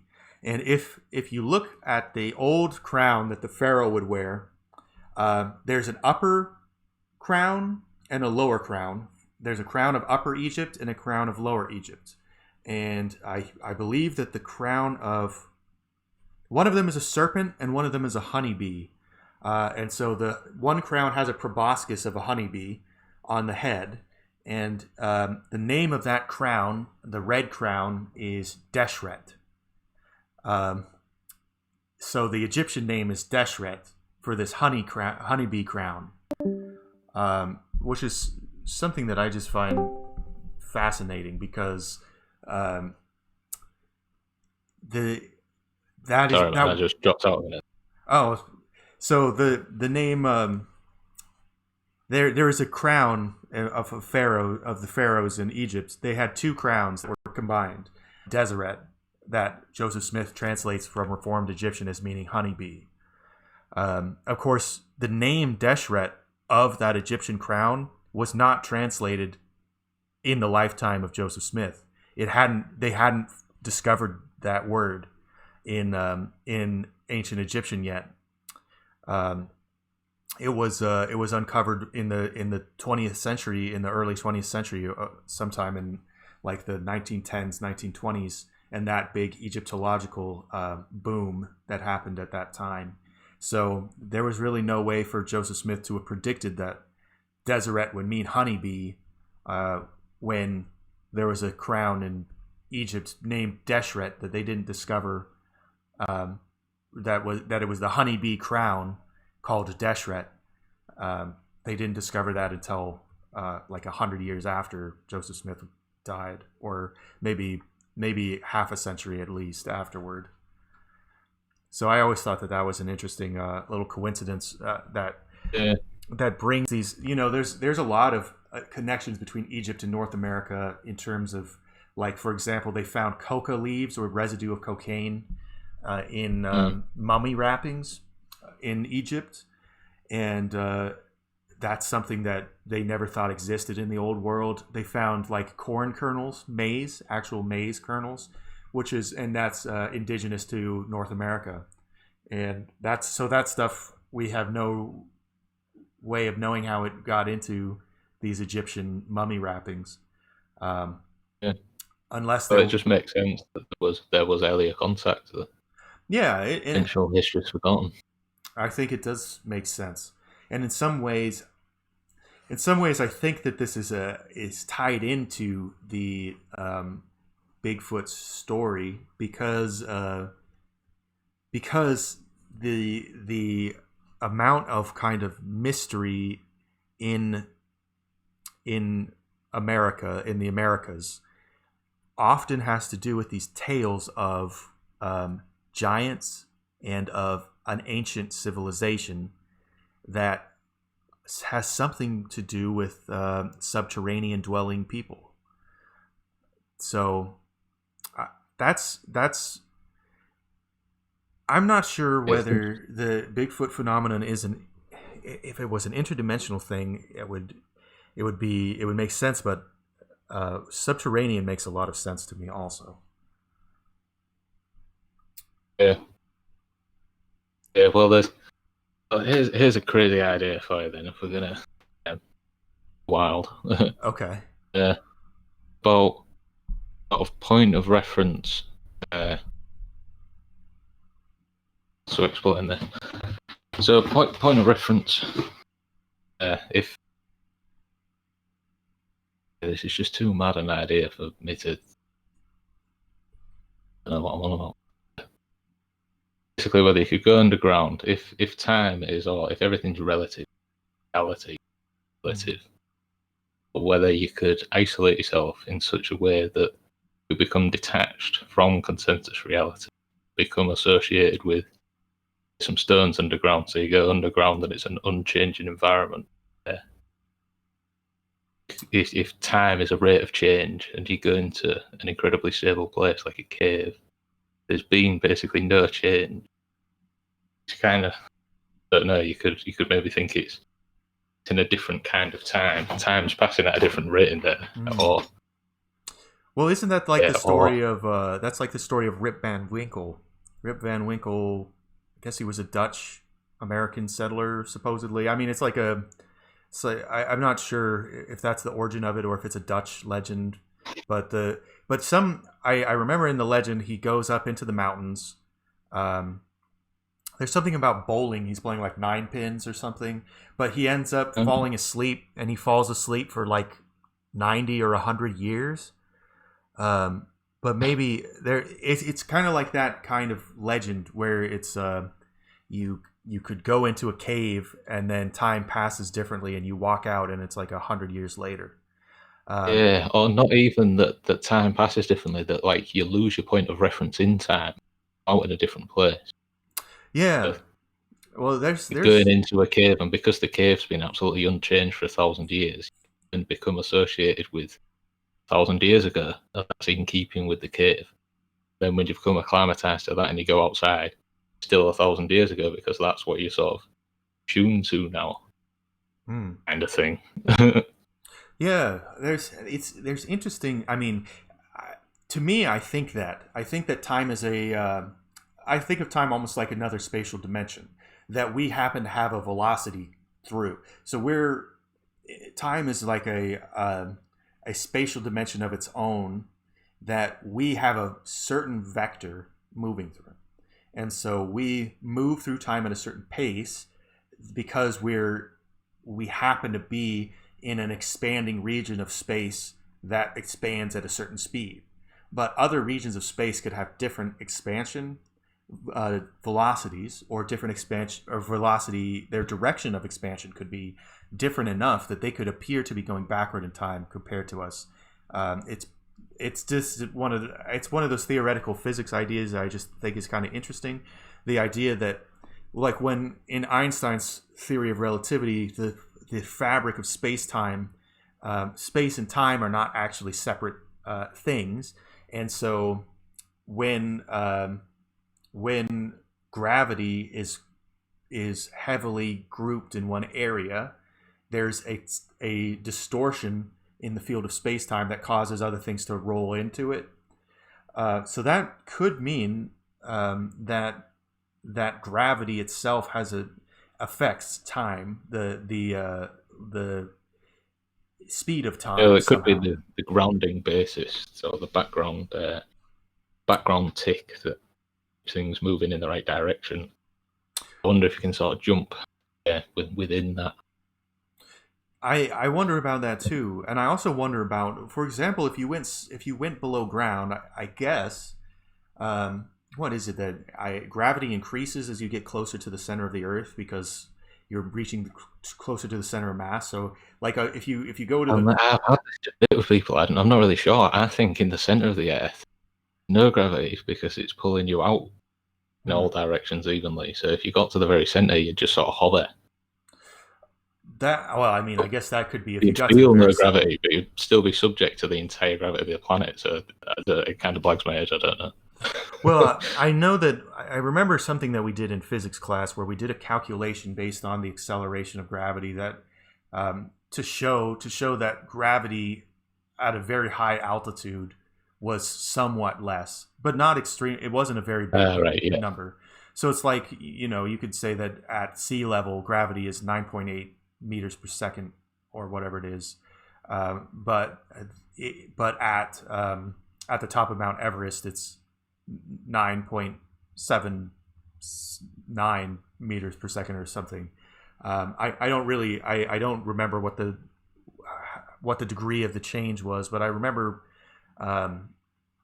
studying something like that where essentially the further you get away from the core of the Earth, the less gravity affects you. So it's like, in orbit, gravity's low. It's microgravity. But it's not zero gravity. It's just very, very close to none. And so I guess if you went closer into the Earth, it might have the opposite effect as gravity's denser and denser as you're going in. But I'm not exactly sure. But then, of course, once you reach the center, it could be that, like you're saying, like all the vectors crossing cancel it out. It's like if you go to the North Pole, then every direction from the North Pole is south. It's like you reach that point there. You can't go west at the North Pole. You can go west in a certain sense if you were circling around it. Yeah, that's right. You can rotate, but you can't actually physically walk to the west because any direction that you walk is going to be south. And the same at the South Pole. Any direction that you walk from the exact South Pole would be north. So it may be that in the exact center of the Earth, there's really no way for you to go. But I suppose every direction is uphill. Yeah, every direction would be uphill in some sense, and so you would be like held immobile, maybe. But I don't know. I mean, that's actually an interesting question that I would love to. If someone knows the answer to that, leave us a comment or something. I've had the same thought about the sun and whether the sun should be hollow because it's got that same. I don't know, as you say, where all the vectors cancel out in the middle, but there being a fluid in there and with it rotating, whether it's free to rotate to the outside edges of the centrifugal force. I don't know. Well, definitely. Obviously, stuff that I don't understand. I think that one of the arguments that some people who like to talk about the inner Earth will make if they believe in a hollow Earth is they essentially are believing in some other kind of gravity that like the inside of the sphere is being pulled outward by centrifugal force or some kind of centripetal force, or I don't know exactly what their explanation would be, but that gravity would be pulling outward also, and then it would kind of have a zeroing place somewhere in the crust where that would be the densest place, and then it would be pulled. I don't really understand that, but it's definitely something I've heard before. People have thrown it out there that that gravity could work differently than we think, based on whether the Earth is a solid or has large caverns in it, or some people theorize, for example, that the moon may be porous or have some kind of large caverns on the inside that cause harmonic resonance, things like that, because there's some record of one of the Apollo landings. They said that or was it when they nuked the moon? They exploded something on the moon, and it made the moon ring like a bell. They said, or something like that. Yeah, I've definitely heard that one ringing. I feel like it's a lot of these things. I hear places, and I don't necessarily believe them or disbelieve them. I just kind of hold on to them as like an interesting myth. Go into the field of possibilities. Yeah.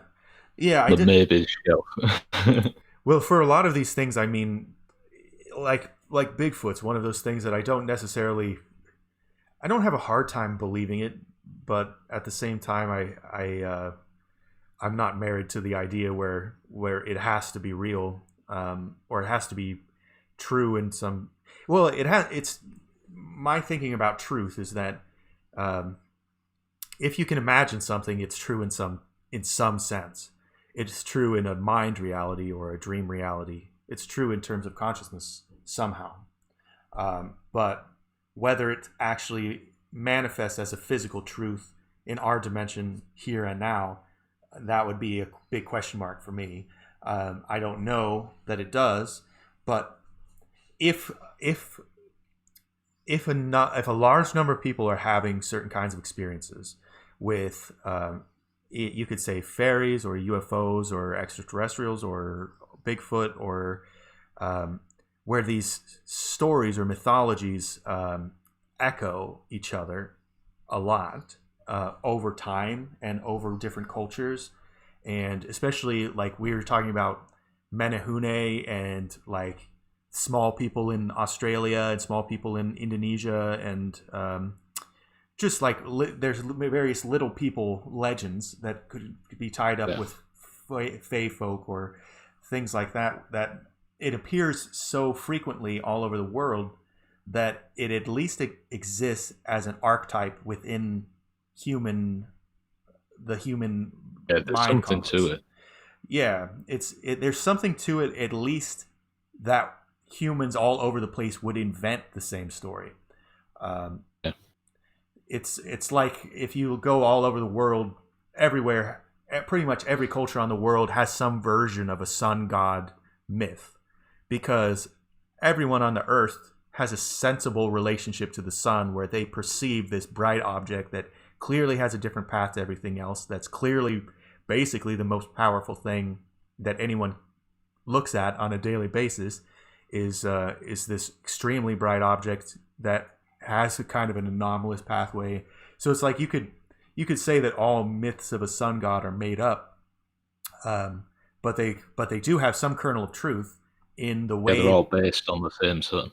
Right, they're all based on the same reality that means something, and so so when we get to something like Bigfoot, it's just not that rare of an idea in terms of the world. I mean, just stories about savage ape-like creatures, or they don't necessarily have to even be savage. I mean, there's stories of like that there's subterranean cities in the Himalayas, like the Shangri-La kind of legend, where they have an extremely enlightened community that doesn't contact our world very much because they don't want contact with us because we're very violent and Yeah.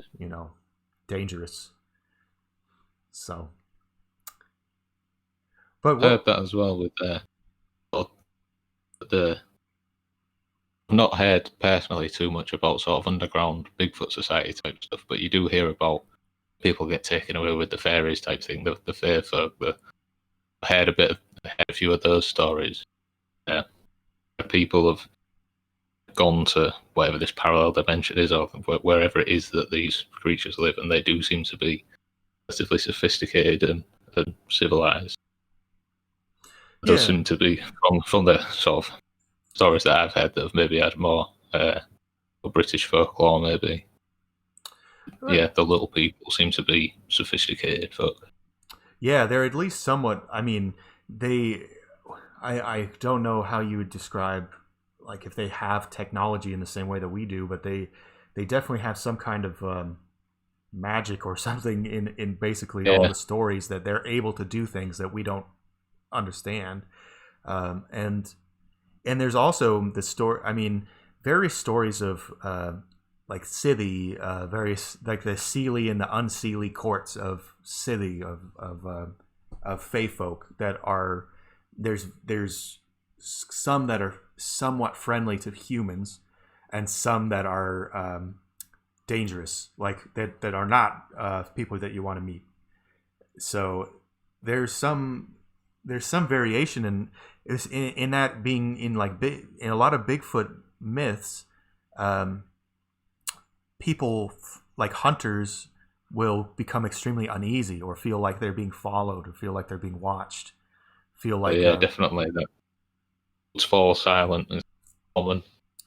I mean, one way that you could keep hidden, if you were like a human tribe in, assuming that they were of a similar intelligence to humans, if you had a human tribe that was trying to live out in the Cascades, and not and avoid people knowing about you, then definitely one way that you could protect your secrecy is by murdering people or scaring them away, or if they see you, kidnapping them and taking them to live with you, you know, Yeah, like because you the way that you can't have people going back to their society and and so it's telling stories, if you're trying to protect your secrecy.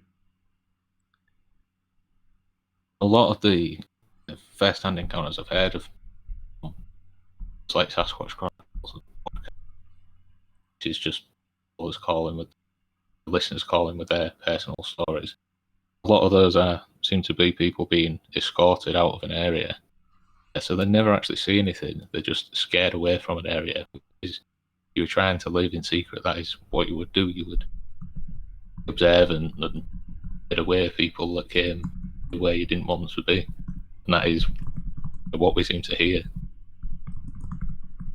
So, what do you think about you? You were mentioning that your personal studies have kind of led you in the interdimensional direction.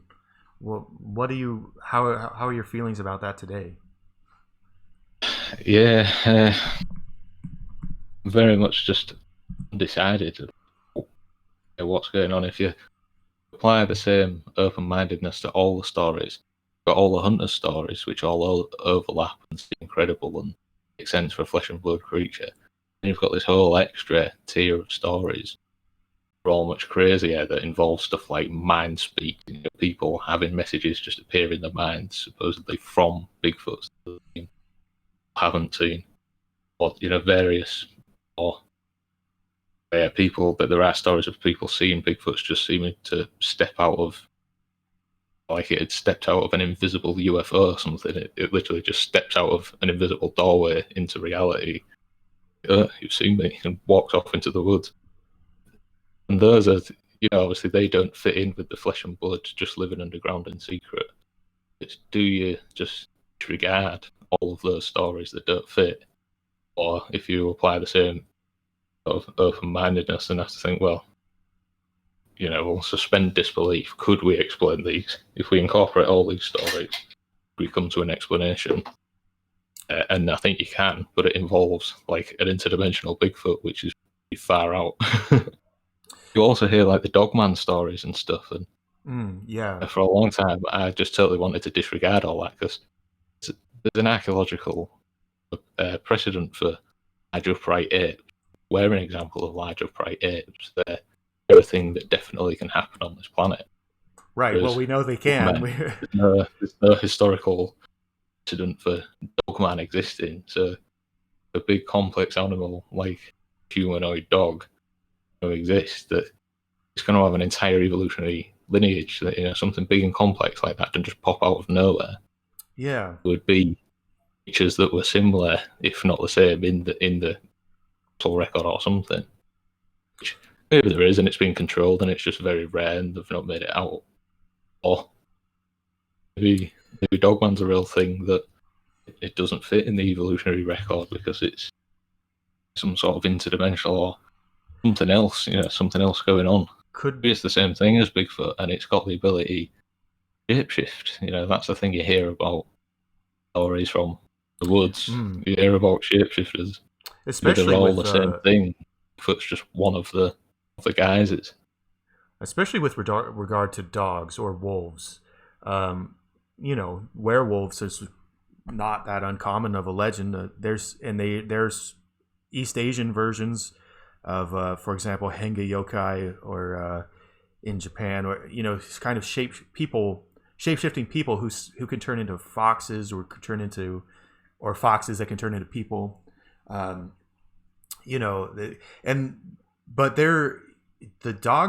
some of the Dogman stories were very common in like medieval monastery type situations. Like Saint Augustine wrote, or it was either Saint Augustine or Saint Thomas Aquinas who wrote about dogmen. That there were dogmen living somewhere in like the Crimea or something like that. Yeah, I think I've seen a painting or something. Yeah, Dressed in the tomb of the time with the heads. I mean, there's all kinds of strange stories about large reptiles and things like that, or dragons, where that's kind of easily explainable, because if you found, for example, Tyrannosaurus Rex bones in an ancient culture, then the most natural thing for you to do is be like, oh, there was this giant lizard thing that we're looking at the bones of, and then you just make up some story. But yeah, or if you're a merchant and you go the furthest south you've ever gone and you see a crocodile and you're like, this man-eating, some stories to tell when you get back. Well, yeah, I mean, and that's true too. There's crocodiles along the Nile, and so if you go, so if you have connections to Egypt, but no one, for example, a lot of the mystery school teachings were done in Egypt, but then the people spread out and went back to their homeland. So you could say, like, for example, Pythagoras went from he was born in Syria, and then went down to Egypt, and then he later lived in Greece, and then in the south of Italy. And so if he was talking to people in the south of Italy who had never seen crocodiles, but he's seen crocodiles, and he describes them, these crocodiles that are in the River Nile, he could give an accurate description, because some of them are 20 or more feet long. He could say that there's these 20 feet long lizards that are very dangerous, and they eat people and things like that. And then people could take that description and say, they breathe fire, they had wings, they could fly. And if you look at some medieval tapestries that even depict animals that we know very well, like elephants, rhinoceros, things like that, the medieval depictions of them were quite fantastical, quite what we would consider alien to somebody who actually knows what they look like. And we just happen to know what they look like because we have photography and we have, video and everything. So you and I have both seen elephants and rhinoceroses. But if you look at the pictures that the people in the Middle Ages were making, they don't look anything like what you and I would say that they looked like. And to some degree, I mean, even if you think about how orangutans were discovered in in Africa. They some of I believe it was in Africa, right? The myths about them were that there was a wise man who lived in the trees with red hair, and they Yeah. and It's the Far East. I think it's Borneo, is it? Or maybe you're right. Southeast Asia. I Orangutan. Is it the orang pendek or something? I forget what I just remember the story of them being discovered, and they did Indonesia. So they're native to Indonesia and Malaysia, and currently found in Borneo and Sumatra. So it must have been like somewhere like Borneo or Sumatra, and people said that there were these men who lived in the forest, and they called them like people, and they were wild men or something, and so the Europeans didn't believe them for a long time, I guess, and then eventually when they saw them, they were like, oh, there's these men that live in the forest, and then they were like, oh, they're some type of ape or primate. I guess orangutans are not apes, right? They're actually no, they are great apes. Yeah.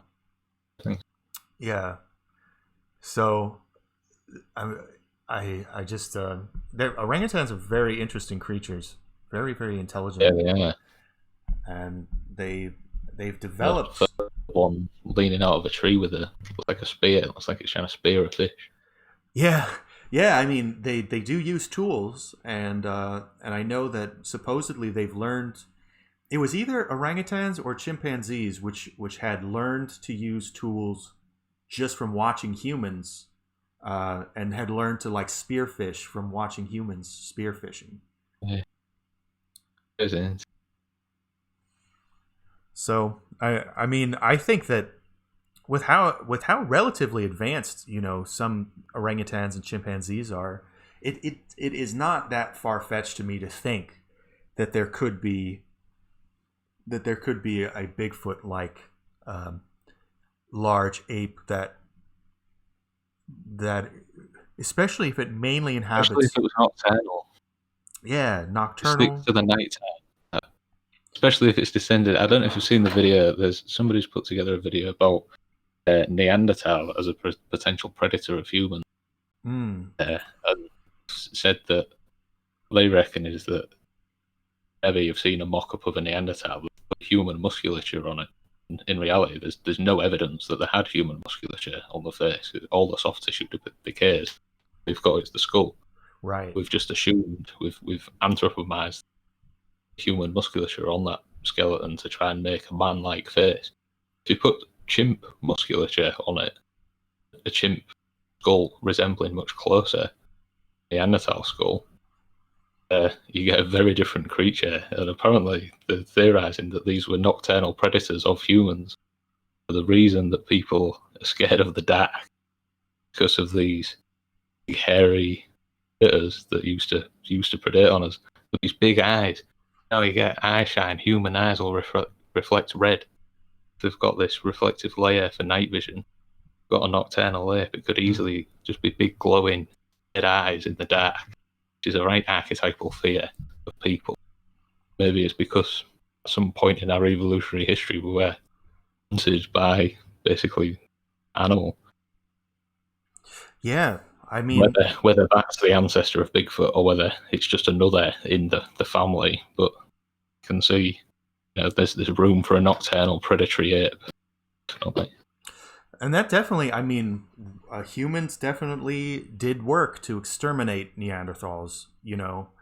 Not just. I don't think that Neanderthals just died out of their own accord. I think that competition with humans drove them extinct. But maybe they're not even extinct. Direct competition as well, not just competition resources, but actual conflict. Yeah. So I mean, a Neanderthal. You could even think that a Neanderthal could be a descendant, or a Bigfoot could be a descendant of a Neanderthal, if they had a different musculature, like you're saying, because we do kind of assume that they're human-like when we look at Neanderthal skeletons. But maybe if they were not so human-like, but more ape-like, uh, we it would be hard to say how much hair they could have. Yeah. Well, based on the musculature, I've definitely heard it said, and it makes sense that if you had pre-human hominids, the known pre-human Homo erectus, Homo habilis, or I remember one, a couple of others, Neanderthal, and you had a Sasquatch and a modern man sat around a campfire, modern man would be the odd one out by a million miles. All the others kind of similar, even the sketches of Bigfoots and stuff. It Yeah. fits in the ape family of the pre-human hominid family. Just the general hominid. Well, there's Better than humans do. We're a weird outgroup of ape family. That's definitely true, and that's where, I mean, one of my tendencies, for example, when we were talking about the Bible, I taking people's mythologies at more of a face value. The very beginning of Genesis chapter 6, which predates the flood and is giving the wind up to the flood and the reasoning for the flood, why God decides to flood the world. It's chapter 6 begins, and it came to pass when men began to multiply on the face of the earth, and daughters were born unto them, that the sons of God saw the daughters of men, that they were fair, and took them wives of all which they chose. And the Lord said, My spirit shall not always strive with man, but for that he is also is flesh. Yet his days shall be 120 years. There were giants in the earth in those days, and also after that, when the sons of God came in unto the daughters of men, and they bare children to them, the same became mighty men which were of old, men of renown. And that passage literally says that children of God, children of the Elohim, the gods, they descended to the children of men, or the daughters of men, and took them as wives. And so if you think about, if you treat that as a literal story somehow, a lot of people theorize or have that kind of Anunnaki or ancient aliens kind of story that they believe about human development, which is that we're some kind of hybrid race with some other or some kind of genetically modified ape, where someone came to Earth and genetically modified Neanderthals or genetically modified Homo habilis or Australopithecus or one of these earlier hominids in order to create Homo sapiens and Homo sapiens sapiens. And I kind of if you read ancient texts literally, most ancient texts have a story about like this. That is that humans interbred with the gods, and that basically the divine right of kings descends from people who have more divine blood than other people. And so and so you have these elongated skulls, for example, that you see in South America. There's elongated skulls. People say that they practiced skull binding, but there are various cultures did practice skull binding, but there's also these skulls that don't seem to have fractures in them the way that you would expect from bound skulls. And so some of these ancient different cranial plates lodge in different areas of the skull instead of fusing up on the back of the head. Exactly. You don't get that from binding, and the overall volume, I think, is increased, which you can't get from binding. Yeah, and so there's so some of those larger skulls, and even if you see pictures of, for example, Rockefellers or Rothschilds, if you see pictures of their skulls, they have very. I've seen some of those pictures. Yeah, they have large, kind of almost elongated craniums. Like they're not just their face, but their actual cranium is kind of larger than your average person. And so the divine right of kings, as it passes down as a bloodline or as a series of bloodlines, claims, at least, their mythological claim is that literally they have blood that comes from the gods somehow, or some kind of gods, or some kind of divine beings, or higher beings than humans, and so that's a common mythology all over the world. It makes sense if you're going to establish a monarchy to say that, well, we deserve to be ruling you because we're genetically superior to you. That kind of is, you know. But that's, I mean, even if you look at the House of Windsor has an interesting historical claim to descendants from the line of David. And they still mark their history and genealogy as being related to the House of Judah and the line of David, and possibly even the line of Jesus. I don't know that he had any children, but some people claim that he did, and other people, and definitely it's claimed that he had brothers at least. So people could have been related to Jesus even if they weren't directly his descendant. Not that this, I mean, this is all. This is why we called this Bigfoot and Other Weirdness, because we just decided to go off the cuff on this one and just kind of throw ideas around. Was there any particular stories about Bigfoot or things that you were especially wanting to talk about? Yeah, I don't know. There was my, I suppose, to talk about the beginning, and got carried away and all sorts. But my introduction to Bigfoot only was interested in getting into the Bigfoot phenomenon, but also was pretty eye-opening in just changing my perspective on reality and what was possible, what might realistically going on in the world. And that's quite interesting. We spoke briefly before about initiatory experiences and having experiences that teach you to see the world in a different way. It's maybe not initiatory because it wasn't by design as part of particular initiatory or whatever.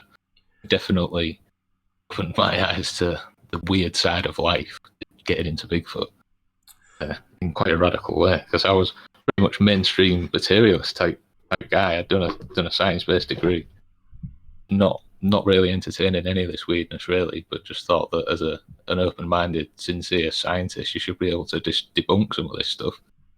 When you try and do it, it's you can't do it. So it's all about perspective. Yeah, when you shift perspective, the whole nature of reality changes. What would you say are some of the key pieces of evidence that you particularly have helped form your views of Bigfoot as something that you feel is definitely has some truth to it? Well, the main one for me, I think, is just the abundance. So many stories. If you get into finding the stories and listening to things like Sasquatch Chronicles, where they've got hundreds and hundreds of episodes, people coming on and their direct stories, there's just too much evidence for it to be nothing. And if you think it's a hoax, the idea of a hoax requires conspiracy of hoaxes. The hoax inconsistent, high standard, breaches of people being like, oh shit, they've caught us handing out Bigfoot soup. Never happens. You never hear about that in the Bigfoot world. There never are kinds of busts of. I came up with the idea that if Bigfoot is a man in a suit, then it must be this McMahon would have to be behind it. That it would have to be travelling circus of these giant, athletic, theatrical men in suits running around the woods. Like, where do you get a group of hoaxers that are all 7 feet tall? Are going to run in front of gunfire through the woods? That the Portland idea Trailblazers. of it all being a hoax just doesn't add up to me at all. There's just got to be something going on. And then you've got stuff like the Patterson Gimli footage that has been debated to death, but nobody's ever convinced me that is fake footage. And people say, well, why have we never seen a Bigfoot? I'm like, well, you have. You've seen the Patterson Gimli footage, which everybody has. Yeah, we've all seen a Bigfoot. Yeah, I mean, we've all seen that footage, and it's definitely, well, if it is a suit, it is a very good one. It's a pretty good one because if you go back and you look at like King Kong suits or like I Godzilla think that suits. came out the same time that Captain Kirk fought that lizard man in the desert, that famous Star Trek scene. That was the same year, I think, as a point of reference where Hollywood costume. Remember that lizard man Captain Kirk was fighting in the desert? Oh, that's right. Yeah, yeah, he fights. Right, that episode of Star Trek. Yeah, Yeah. if that's the level of costuming that they're doing, then their Bigfoot costume. Well, what's amazing to me is if you see a good quality version of that film, it's the fur just looks like real fur. It just Yeah. it has a sheen to it that looks um, like I'm looking down at my cat right now, and I can kind of see the patterns in the way that her fur lies on her skin. That is hard to it's hard to replicate in a fake. Um, And uh, if you wear a fair coat, it doesn't look the same. The skin doesn't hang on the yeah, wear a fair coat. You can tell it's, but can't you? yeah. Is It doesn't bunch up and the around circumstances muscles of the the same way. footage. It's all very interesting. I think if you look into the technicality of the footage, there was only so much film, but most of the film already exposed to basically nothing. They were in the woods trying to find Bigfoot, so they're filming the woods. I think he was making a Bigfoot documentary. He was out there trying to get some stock footage of them in the woods and that sort of thing, and having a look. It kind of seamlessly rolls into all this sincere sort of background footage, and then it all happens and it kicks off. To prepare the footage in that way, it's not like they had several takes. They did it in one go. They got the best suit that ever existed on the planet. Got this man that was 7 feet tall and weighed however much it was supposed to weigh. They did it in one take, one shaky take, and they were like, "This will do it. This will convince everyone. Everybody go home." It just doesn't add up, does it? Like the Yeah, footage wouldn't be a perfect one take. You'll have It'd have been recorded over and over as they're trying to get it right, or it wouldn't just seamlessly roll in from the previous day. It yeah. just doesn't all make sense. I listened to a Astonishing Legends podcast, did like a 6-part investigation just on the footage. That was quite interesting. There's quite a lot of details came out in that I didn't realise before. But you can see why it's ecky and people question it and stuff. Roger Patterson, I think, paid somebody to wear a Bigfoot suit to try and, because he was interested in Bigfoot. He was making a Bigfoot documentary and he was trying to recreate some, like you do in any documentary where you recreate footage of Mm-hmm. what happened. Or, now we recreate, digital footage of dinosaurs and stuff. People like some. He had hired a suit. It just looked crap, and they were like, "We can't use this. This is laughable." And there was even testimony of the guys when he was developing that, laughing at him like, "That's absolute dog shit," basically. And he's got his head in his hands, like, "Oh, this is rubbish. We basically just threw it in the bin. We can't use it." That's what you get if you try and put a suit on and recreate Bigfoot footage. It looks like crap, and you get laughed at, and then happen to get this perfect. It's definitely. I mean, it's an anomalous. It's an anomalous clip in a lot of ways, and I've definitely seen. Maybe I've seen that documentary you were just talking about, where they do kind of an in-depth study on that particular film, where I believe that they were saying. I saw some documentary about it where they were saying that it looked to them like a female, and Yeah, and they I think the did. consensus is that it's a female.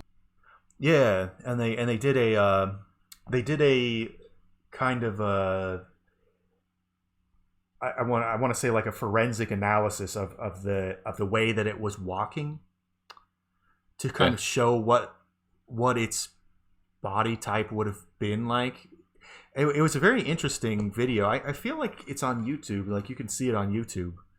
Yeah, well, there's various video analysis as well. I think there's a guy called Thinkathon, quite a bit of Bigfoot footage, and looking at like the angle at which the creature lifts its foot up. All humans, when you're walking, Yeah, exactly. I think it might be 23 degrees, but the angle that your heel lifts up from the floor, or the angle sort of under your foot to 23 degrees, and then you lift your foot up. That's just a normal part of human walking, and basically everybody does that, except in the paddy footage. The foot angle is more like 45 degrees before the foot is lifted up. It's a different way of walking. It's not human walking. It's and then the knees don't lock out. It's a totally different. It's a non-human gait, basically. Yeah, it has a very strange. There's definitely a strange quality to the walk that that I think is what makes that particular Patterson footage. I always forget the full name of it, but it's that footage was so. Patterson and Bob Gimlin. Oh yeah, Gimlin, Patterson and Gimlin footage.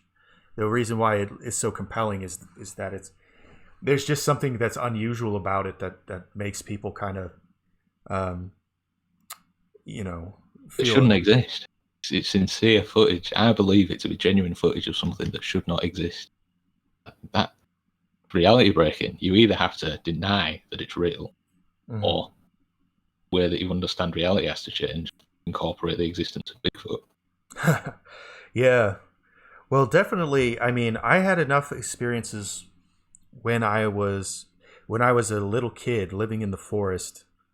I had enough experiences that I would classify as having a degree of weirdness to them, that I don't really have that much trouble believing that there's, even if it's something supernatural, or like you're saying, like stories where Bigfoot suddenly appears as if walking out of an invisible door, yeah. Or even associated with UFOs. There's those stories as well. There was a very interesting article. It was on a blog, and it was called something like "Paranormal Escape Hatches," and it was two. I feel like there were two articles that were a series, or that were a part one, part two, and he was saying that there are strange supernatural sightings that people don't listen to very much. For example, the example that he gave was that sometimes some people see what they call like a giant rabbit or something like that, like a bunny, like just a giant rabbit, or that report has happened, and that many kinds of experiences that we characterize as being supernatural, where someone sees something that is so clearly out of the ordinary. He was positing it, if I recall, as being a kind of paranormal escape hatch, where when the human brain sees something that is so far outside of its experience that it doesn't know what to call it, or what it's observing, then it tries to project a story onto it. It tries to project a narrative onto it that makes some kind of sense. And so when people see anomalous lights in the sky, for example, this is one of those things that people who talk about unidentified flying objects will bring up a lot, is that, for example, Neil deGrasse Tyson, if you ask him about unidentified flying objects, what he'll say is that he'll say, like, sure, UFOs exist. It means unidentified flying objects. So there's plenty of objects that you could see that you can't identify. And so his thing is, and one of the common skeptic things in the UFO community is to say, like, well, there's absolutely no reason to believe that it's something extraterrestrial or interdimensional or anything weird, because it could simply be weather balloons, military craft, that are secret, plenty of normal explanation. So there's absolutely no reason to jump to something abnormal. Of course, there are reasons to, because the performance of those craft is something beyond. Exotic propulsion systems. That if the military's got it, is world changing, isn't it? Yeah, it would be world changing. Essentially, you would have no way of kind of knowing. Like it would either have to be something that the military has things that are so far beyond what we understand in the civilian world as our level of technology, which is possible. But probable even potentially. yeah, it's probable even that there are military that there's military technology that's inexplicable. What we would consider inexplicable with the level of technology that we see in the civilian world. But there's also just certain experiences of things that that could be ways that the human mind copes with seeing extraordinary things. So, for example, people who take DMT and see what they'll characterize, like Terence McKenna called machine elves. Yeah. You know, you have experiences of some kind of entities that many people report. It's a common kind of report that in this kind of altered state, and I'll say I've done ayahuasca and mescaline and other kinds of entheogenic psychedelic substances or dissociatives like Amanita muscaria and things like that, where you have the experience, you have a very real feeling experience where you interact with something that's clearly supernatural, an entity of some kind that is inexplicable to you, and the mind also will try to attach a narrative that is sensible to it. So you have these experiences of these beings that are almost like fractal patterns. They're like hyperdimensional beings. You see them in multiple dimensions as one. If you look at Alex Gray's art, for example, he makes images of these beings that have just thousands of eyes, and they're fractal looking, and they have many different rainbowy colors and things like that, that you see it, and then when you try to make sense of it, like Terence McKenna called them machine elves, but sometimes people see them and say, this is a spirit, or this is a demon, or this is a alien, or this is a blank, this is some blank thing. Unknown through a particular cultural lens. Right. So it's like if you were born in the post-atomic era where we've been talking about flying saucers, then if you see lights in the sky, then you're going to say, those are flying saucers. I mean, you could immediately paint them as that in your mind because we have a cultural idea of flying saucers. But if you went back 1,000 years and they saw the same phenomenon, they maybe would say, that's an angel. That's a that's a chariot of the gods. That's the god Apollo following the sun and his chariot. Like certain ideas like that. Or you could say that's Quetzalcoatl, the feathered serpent god, flying on his chariot. Or people could say that's a Vimana from ancient India. That's a Volare, a flyer, one of the flyers, they would call them. So there's various legends about flying objects that are, thousands of years old, and those experiences, we paint them as something that has to do with our cultural experience. So when we see them today, we assume they're technology, whereas if someone saw them 1,000 years ago, they might assume that they were magic, or they were angelic, or demonic, or fairy lights. Supernatural in some way. Right.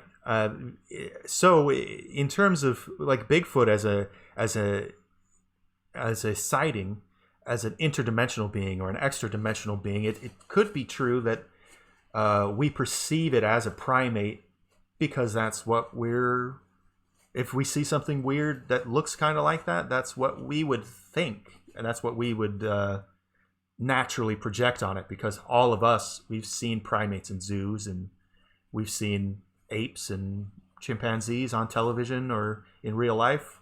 And so we would say that's what that looks like. It's a projection of the human, it could be a projection of the human mind. Which is Especially, interesting because then it could be the same source phenomena, it could be behind Dogman or Mothman or various other sort of humanoid cryptids. Could be the same mechanism that different people just project a different. Maybe it's a common archetype because maybe in our evolutionary history we did have to deal with large predatory apes. Maybe that form is imprinted and associated with a fear response of something unknown in the woods. But some people, maybe they put a Dogman skin on it instead. It's the same. It's a sort of a different meaning of interdimensional, as if it, rather than being able to move between dimensions, actually exists on multiple dimensions at the same time, where you can't even perceive it coherently. You just have to based on something. right? Yeah, for most people, maybe it's Bigfoot. For others, maybe it's Dogman or these other various cryptids. Of course, I if can you see were, that as an interpretation. It's sort of that would satisfy a lot of the points. I think it does make sense. yeah. Yeah. But if you were filming it, I mean, if you were filming it, you would not make the Patterson Gimlin film off of something that was some kind of source object that then was projected to be an ape. You know what I mean? Yeah, You that's true. you would. Yeah. That's definitely a coalesced thing that has that. So I mean, it could still be that film is a hoax of some kind. It would have to be a very very good one. But it's if it was. I think that's why they avoid us. I think because of the Patterson Gimlin footage, people, the aftermath, people going out and looking, the Bigfoot culture adapted to that. Yeah. Remember when so and so got filmed? Well, it caused a right uproar. So everybody, make sure you don't get filmed. And in the culture, they had more of an effort to like go nowhere anywhere near anyone with a camera. And maybe sightings were more common before that, and contact was more common. But learned the repercussions of this camera that can spread the image and brings more. They just is a flesh and blood creature, and the culture adapted as a response of that sighting. And they responded to us as much as we responded to them.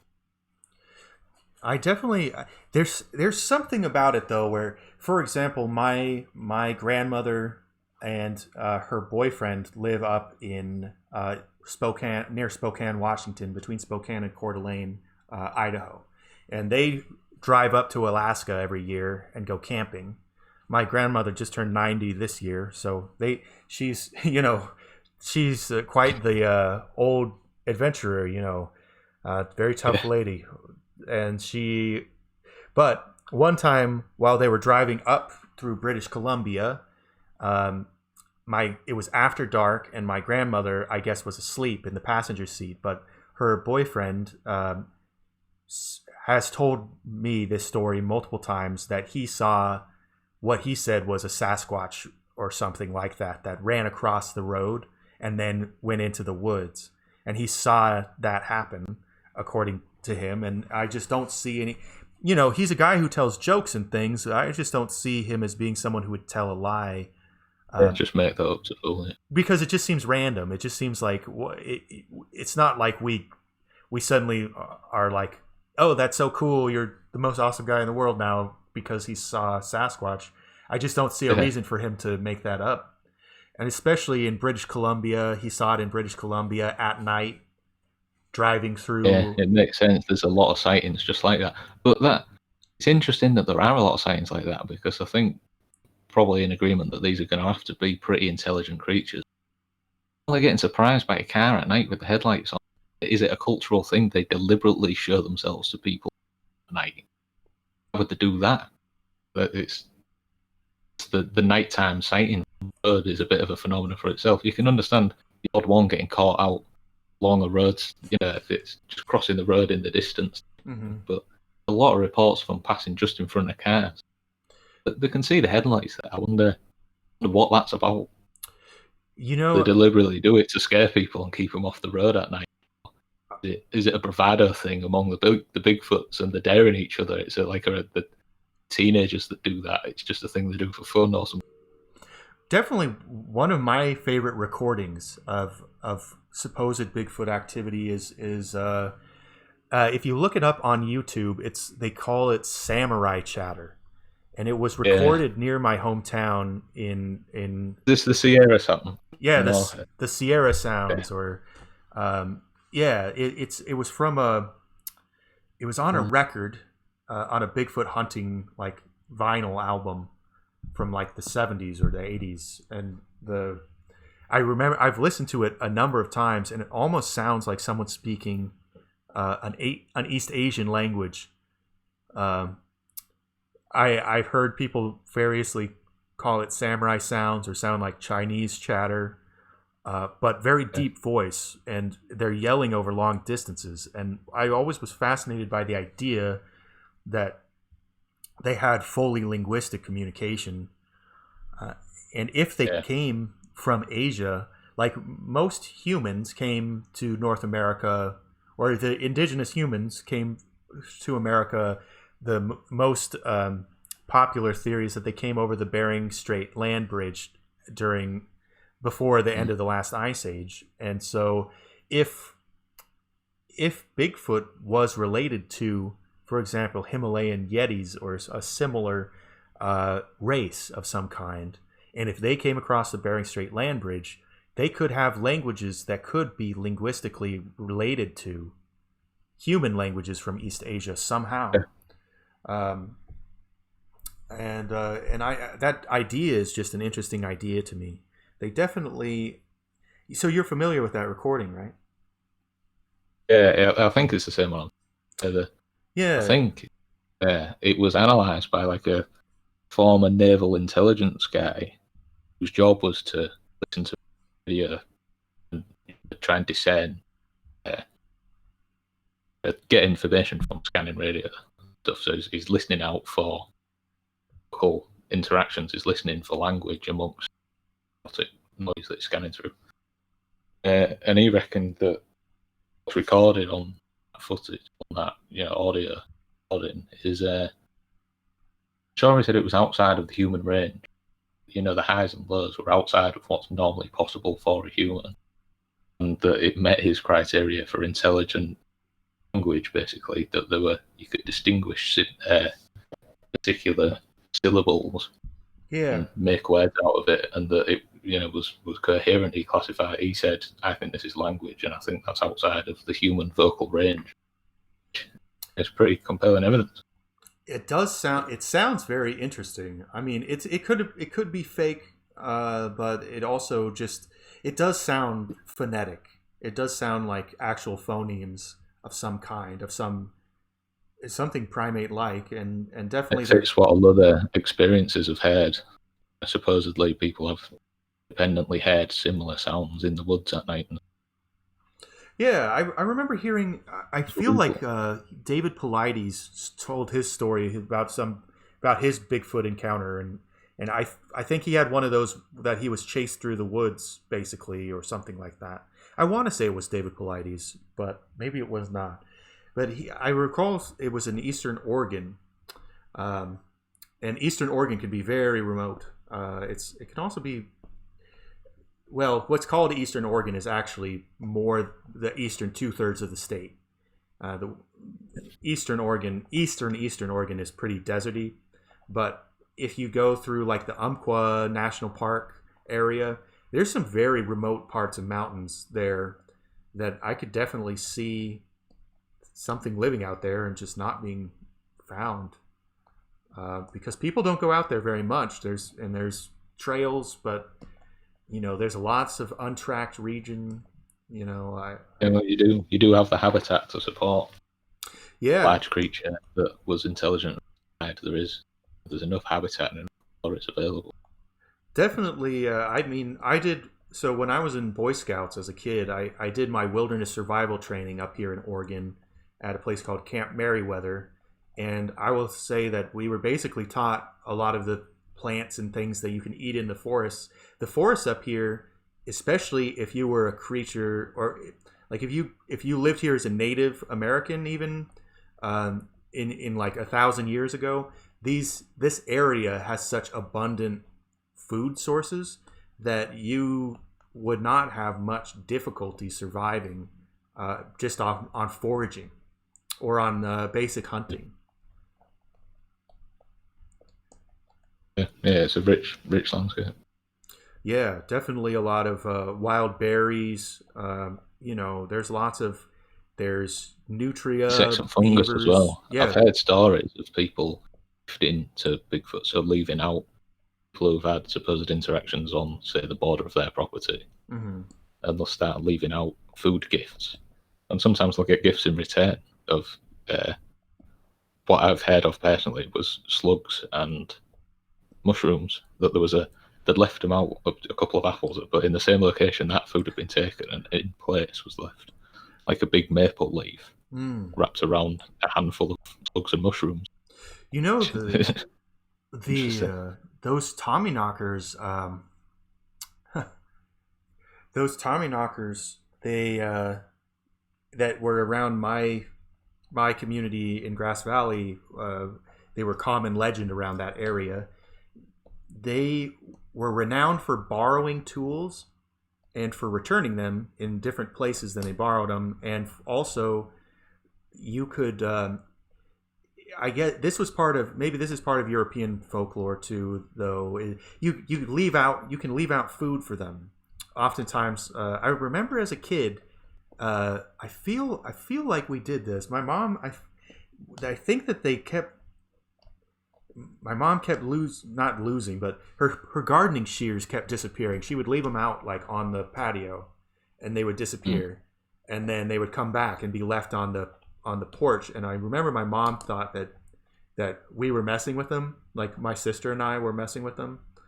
And I remember that I said that they were gnomes. It was gnomes. The gnomes came and would take them, and that it wasn't me. And then I remember we left out a bowl of like milk and cereal, and I want to say it was something funny like Lucky Charms, like actually like Lucky Charms cereal. But I remember we left out like milk and cereal, and then the bowl was gone, and they left the shears right next to the bowl. Not the bowl wasn't gone, but everything was gone from inside of it, and then they left the Taking the gift of the shears. yeah. That's So they like returned the shears, uh, and that's common. Like that's what they would say about Tommy knockers. The miners would say that if you so they would borrow your stuff, but if you would leave them a gift, they would return your stuff, and if you were nice to them, then they would help you out. So that was the origin of Tommy knockers, was that if you would help them out and let them borrow your stuff and be nice to them, then leave them gifts. yeah, and leave them gifts and things. Your favors. They would help you find where gold and silver were, and they would also knock on the walls of the caves when a collapse was about to happen, and Yeah. that collapse would be the miners would be able to escape because the Tommy knockers would warn them.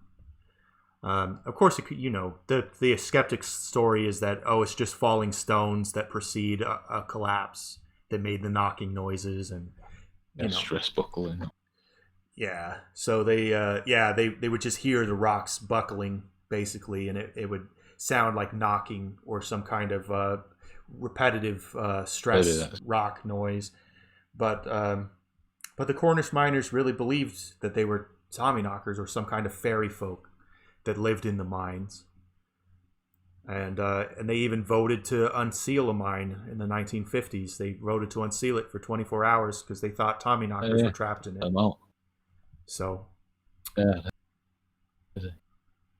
that just shows that the people believed in the folk belief of it enough that they at least were willing to play along.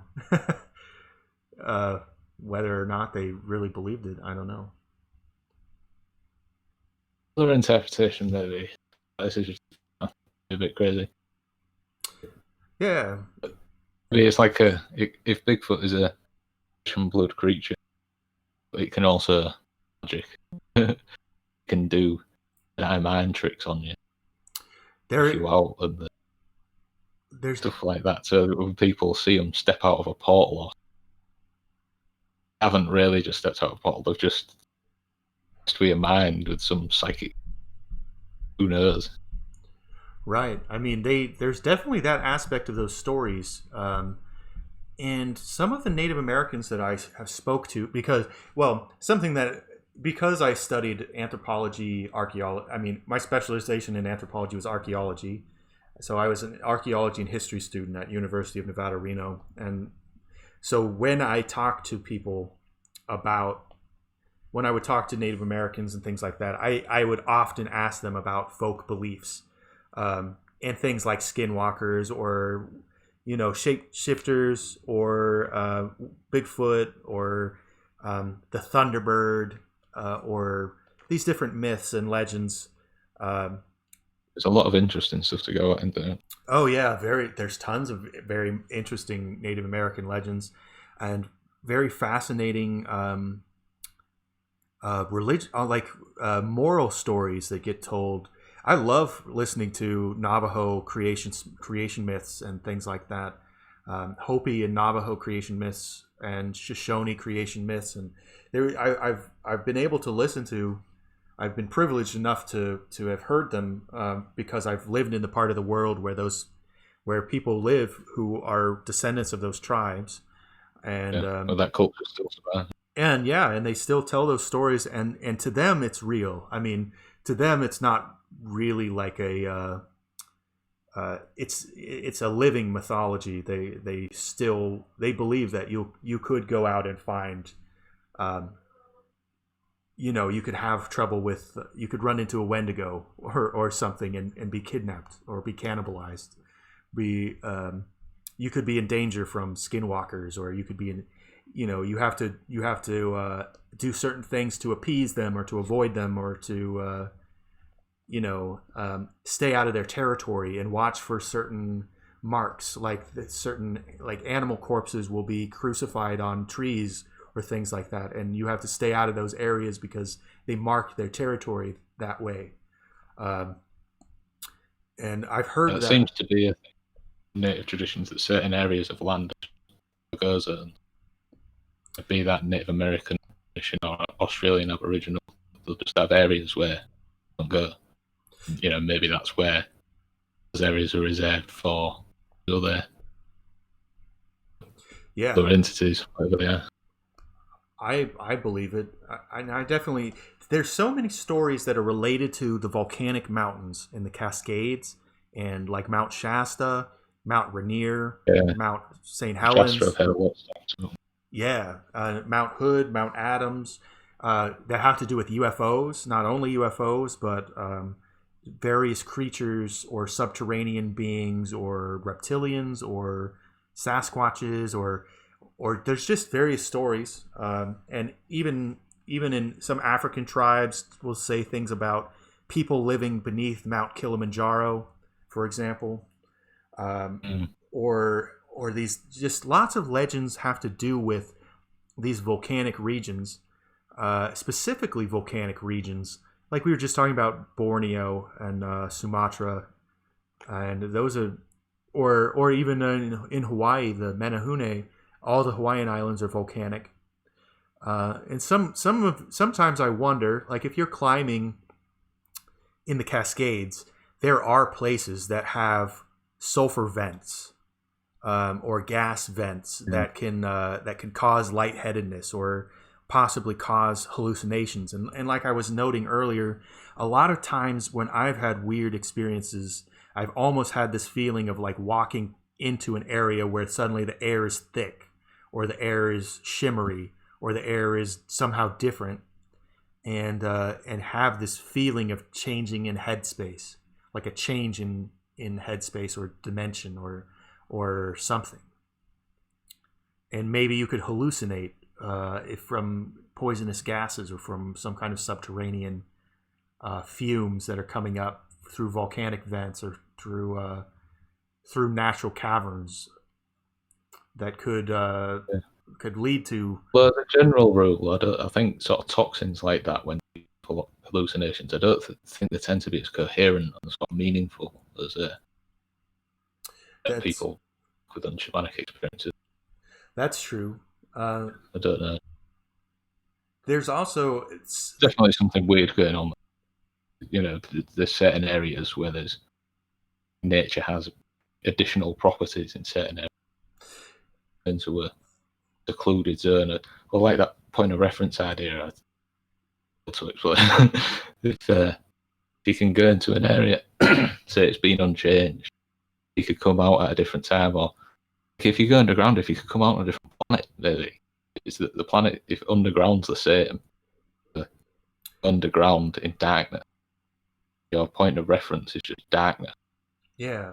You come out of that darkness basically any way you want. There's maybe not, but there's an idea to explain how interesting things seem to appear out of caves. Maybe that's how stargates work. All you've got to do is go underground and meditate that you're on the other planet. Your point of reference is just underground, and the universe doesn't really care which planet. It's just underground, and you can go up on a different one. Well, there's stories about the magician Aleister Crowley. Aleister Crowley, supposedly, some people told stories about him that he was able to walk into his closet in his flat in London, and then he would walk out of a closet and be in Paris, or walk out of his closet and be in a different place in the world. And so, he could walk into a place that was hear dark. The occasional story like that. Yeah, it's far between the sense of it, but there is the odd one where people just seem to be able to teleport with some magical power. And if Bigfoot's magic, maybe that's in his arsenal. That was a story. That was a story also about the Hasidic Jewish Kabbalistic teacher Baal Shem Tov, Lord of the Good Name. He was a famous Hasidic teacher and master of Kabbalah, and supposedly he could travel much faster than anyone else. He lived during the 19th century, I believe, or was it the late 18th century? But he could travel very, very quickly, and so supposedly he had times when he would have his students get into a carriage with him, and then he would cover up all the windows of the carriage, and then they would travel for a short time, and then they would get out of the carriage having traveled hundreds of miles. And they told stories like that. They have to cover the windows of the carriage. That you've got to remove that point of reference, the continuity between your environment and the external environment. You can break the continuity. You can reassume the continuity somewhere else. Yeah, if you believe enough, or if you are able to change your point of reference enough. And I feel like it's like that. There are certain stories, like kind of Rip Van Winkle type stories, where someone walks into a cave and then emerges in some other world in the daylight, and they think, I found. Well, there's time slip stories as well. People just going round a corner and they're like 300 years in the past. Oh, right, Some kind of weird, drama thing. Is this? Have I walked onto the set of a movie or something? But they haven't. It's like the 200 years in the past. And like, what the hell's going on here? And they go back around the corner, and the back the ice cream van, and the back in the modern times. So I wonder if there's some ancient site. Because I think that particular story, there was two old women. I think the two old English women went to France, and they're going around some historic site. They go around the garden, and suddenly everybody's in period dress, and think it's some sort of enactment, but actually it's like they've gone back in time 200 or 300 years. There's a few of those sort of stories, but I wonder if those are tied to if there's an object at the location. It's a point of reference. If the really old facility, an old historic item that have the castle that they've gone to see, they focus all their attention on it. Maybe two ladies are talking to each other and like, oh, look at that, and they both look at the thing and they talk about like, oh, imagine that 200 years ago when it's like that. What around the corner, and now they are 200 years ago. Just did that point of reference, focused on the thing that was there 200 years ago, according to that thing. An interesting, that science fiction author Philip K. Dick, who's one of my favorite science fiction authors, he notes in the book Valis, and this is a experience that is actually was autobiographical. He actually had this experience according to his... Such a strange book. I've listened to Valis. It's really strange. Yeah, it's a wonderful book too, beautiful. I recommend everyone read that book. But in his exegesis, he where he wrote a lot about his personal religious experiences.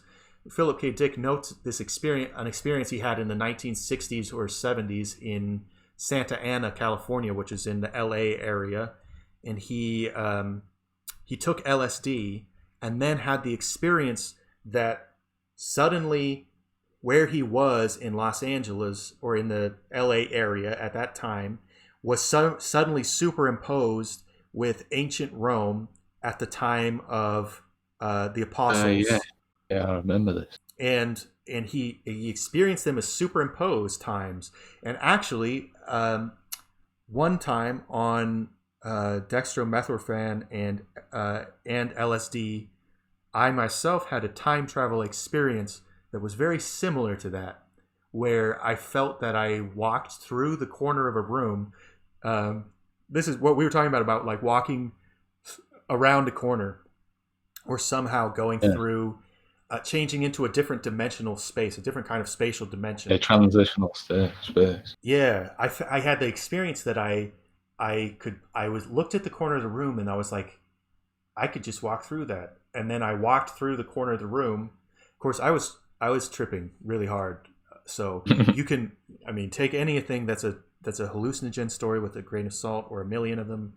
But I had the experience of walking through a corner and coming out at a different time in the same place. And then I walked, and I went through different times. So I went before there was any city. This was in Reno, Nevada. So I walked out, and then I was outside, and I was just in a field before Reno was inhabited, before there was any place. And then when I walked back, I actually walked some like 30 years into the future in Reno and almost got hit by a car because I came out in the middle of the street. And then I kept walking and then came back in my room, and I was looking at the sun, and I felt like I had just teleported through space-time somehow. And I remember feeling like I had been like when I was looking at the sun, I was looking at like these prisms, and the sunlight had kind of like beamed me up like a transporter beam.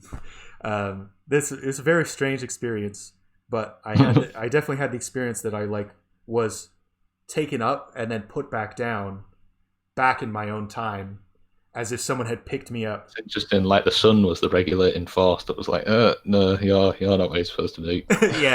Yeah, exactly. I was like the sun stepped in and was like, hey, this isn't okay. Beam you up and put you back down over here. Put you back in your little place. That's the ultimate point of reference for this system would be the sun, I suppose. There's any consistent and keeping ability of the sun. So maybe that's another thing. If the sun's got cycle, maybe things that are associated with a particular cycle suddenly inclined to happen. And next time we get to the cycle, so work on this principle that everything associated, the universe is built out of mental association. Yeah. And that things can just be associated. So if you're underground, say, it's just associated with being underground. And I'm struggling to articulate, but I think you know what I mean. Like your point of reference, detached from the consensus reality. What we're on about talking about as well, the pocket reality. If you've got consensus reality, doesn't have to be a consensus among literally everybody. You could have a culture. There's a consensus reality within that culture, and then you move outside of that culture, and you can move sort of into a different pocket of reality that hasn't been dense and classified in the same way. And it gets very difficult to talk about. Yeah, I definitely know what you mean, though. Where that's kind of how I think about reality. Like consensus reality is everyone's kind of agreed upon consensus, but it's possible to have smaller groups of consensus where you can have shared dreams or shared psychedelic experiences where you and someone else see something that no one else sees, and so you share that experience because you're on a similar wavelength, but no one else is able to tap into that pocket experience. Sometimes I've wondered about this with regard to, I've never had the experience, I've never gotten to use a sensory deprivation tank, but I've always wanted to use Me either. That sounds really interesting. yeah, for precisely the reason you're saying about losing all frames of reference. Basically, Yeah, yeah. Where do you go? Yeah, that's what a sensory deprivation tank is for, right? Is losing all your frames of reference. So you go into the saline water, which kind of zeroes out your gravity. Then it's really warm. It's heated up to your body temperature, so you can't really feel the inside and outside of your body anymore. It kind of feels like you just blend in. This is what I hear anyway. And yeah. and of course you can't see anything. You Control can't hear buoyancy, anything. so So I wonder about like if you go into a sensory deprivation tank and you somehow decide, like you rewrite your idea of what the world outside of the tank is, if you would be able to walk between dimensions or change your timeline. yeah.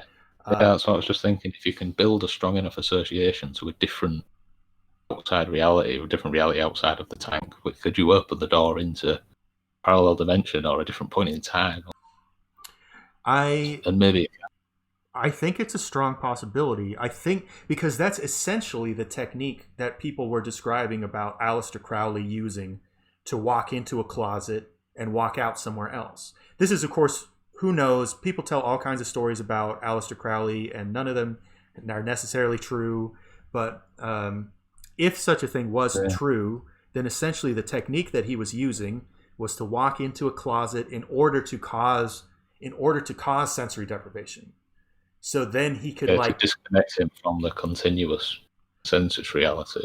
yeah. And then what if for example he would teleport to somewhere else that he knew of already, like a friend's house, and I feel like you could walk in to a closet, and then if you knew, for example, the closet of your childhood bedroom or something, you just knew it really, really well, maybe you could walk back out of your closet and be in your childhood bedroom, and have gone back in time or something.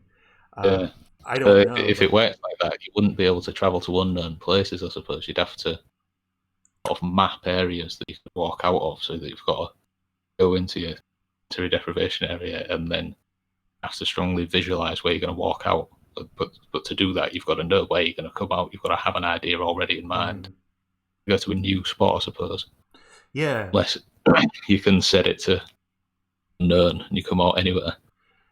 Eve just is saying in the YouTube chat, she says that basically the idea of putting yourself into a Schrodinger's box, putting yourself into a scenario, it's like a reverse Schrodinger's box where you put the universe into a Schrodinger's box.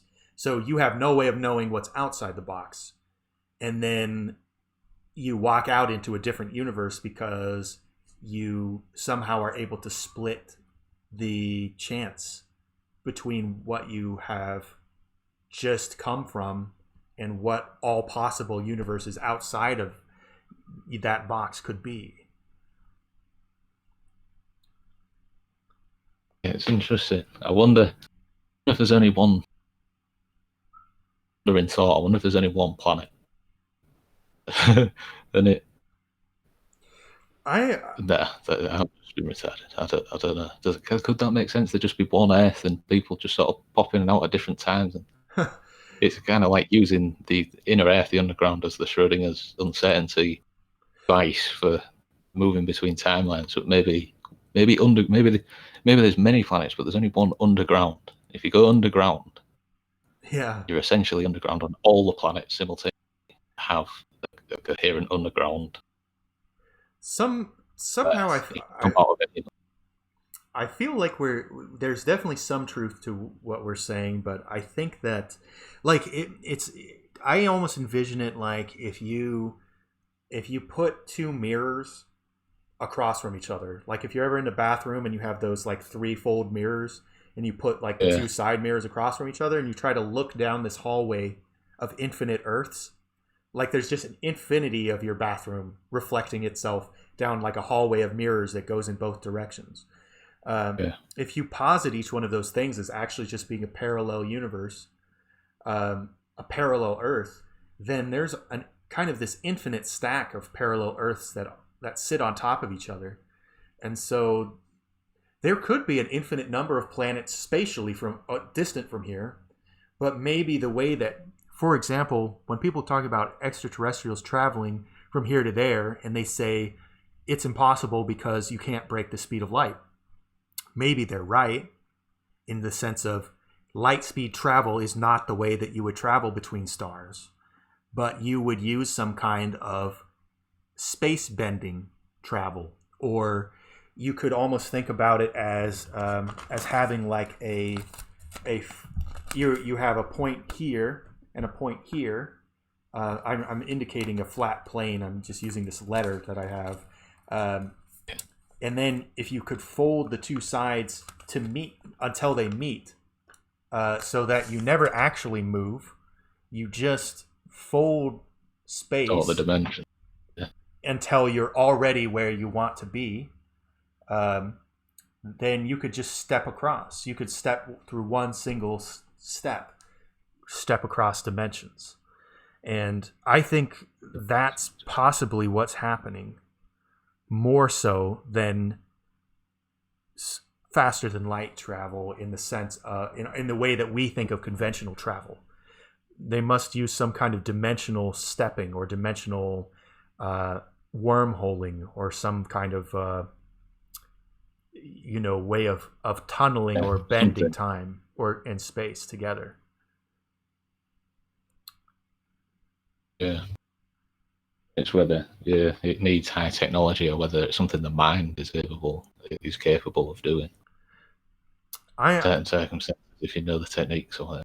Yeah, I'm kind of inclined to think that it's a consciousness technology, like a sufficiently advanced ancient school, like ancient Egypt.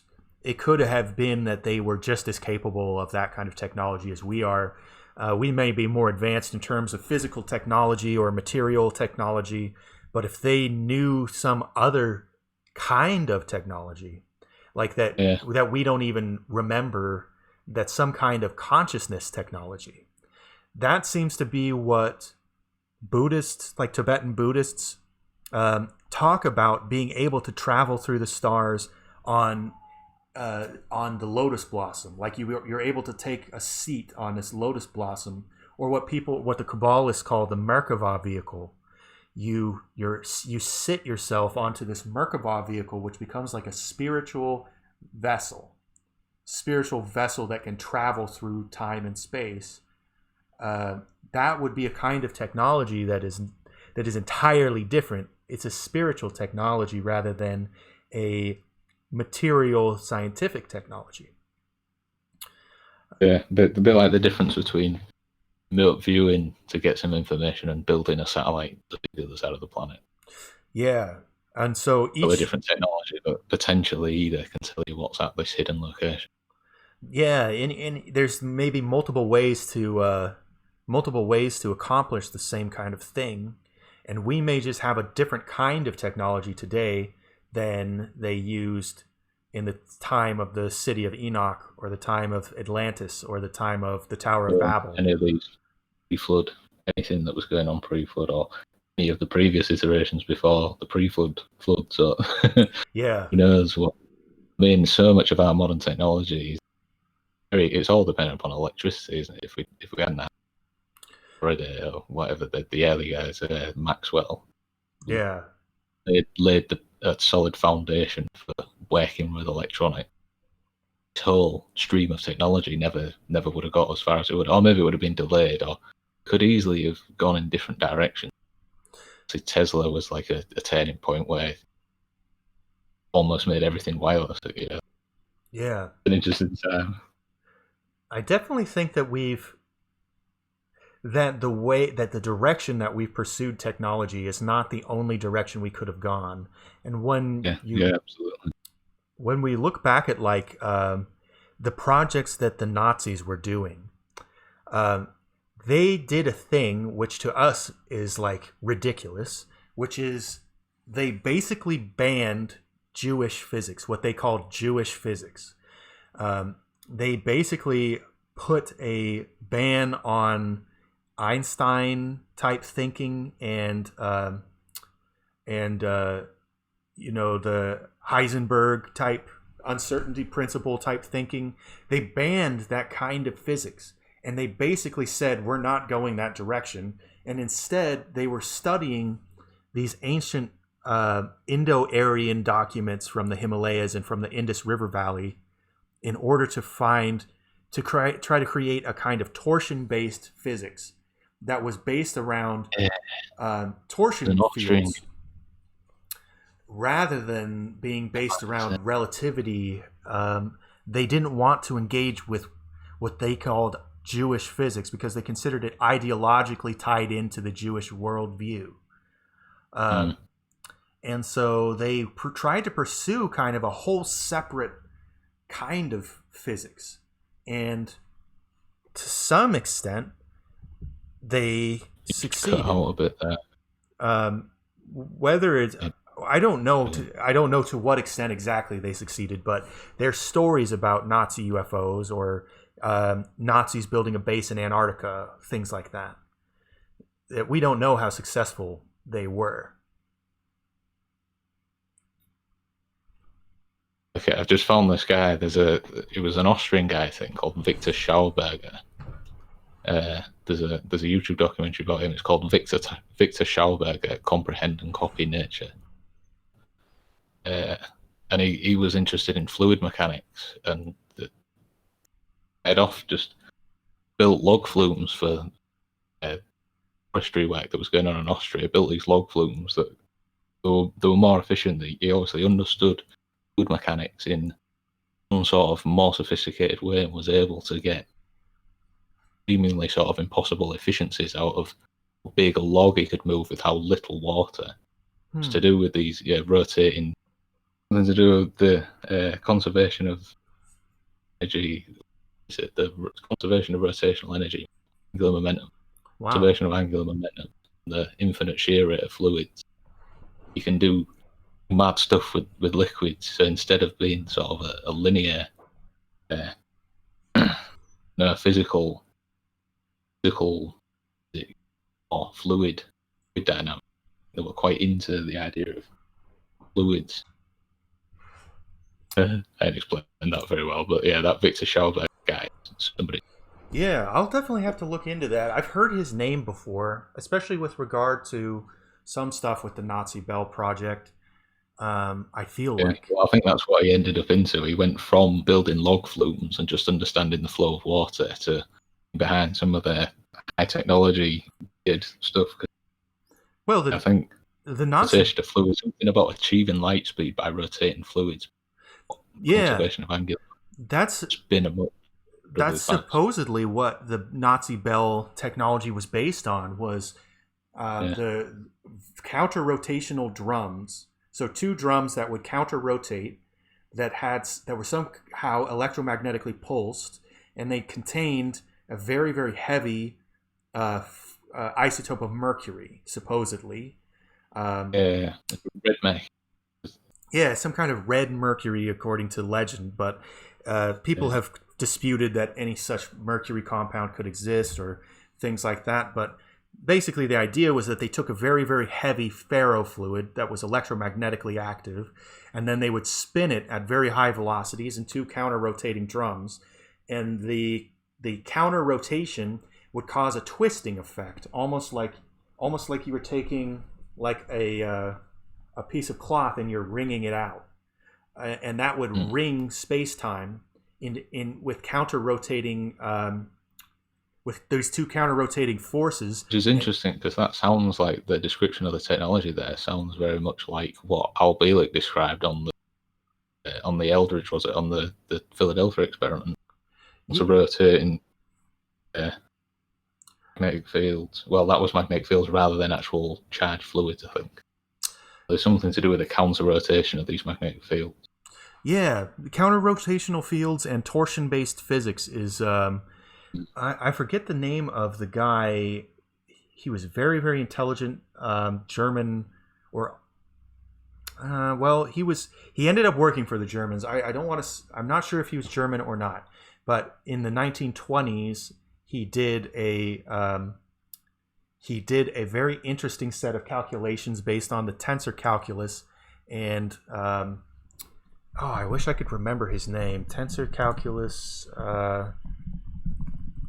German. He got like a Nobel Prize for it or something. But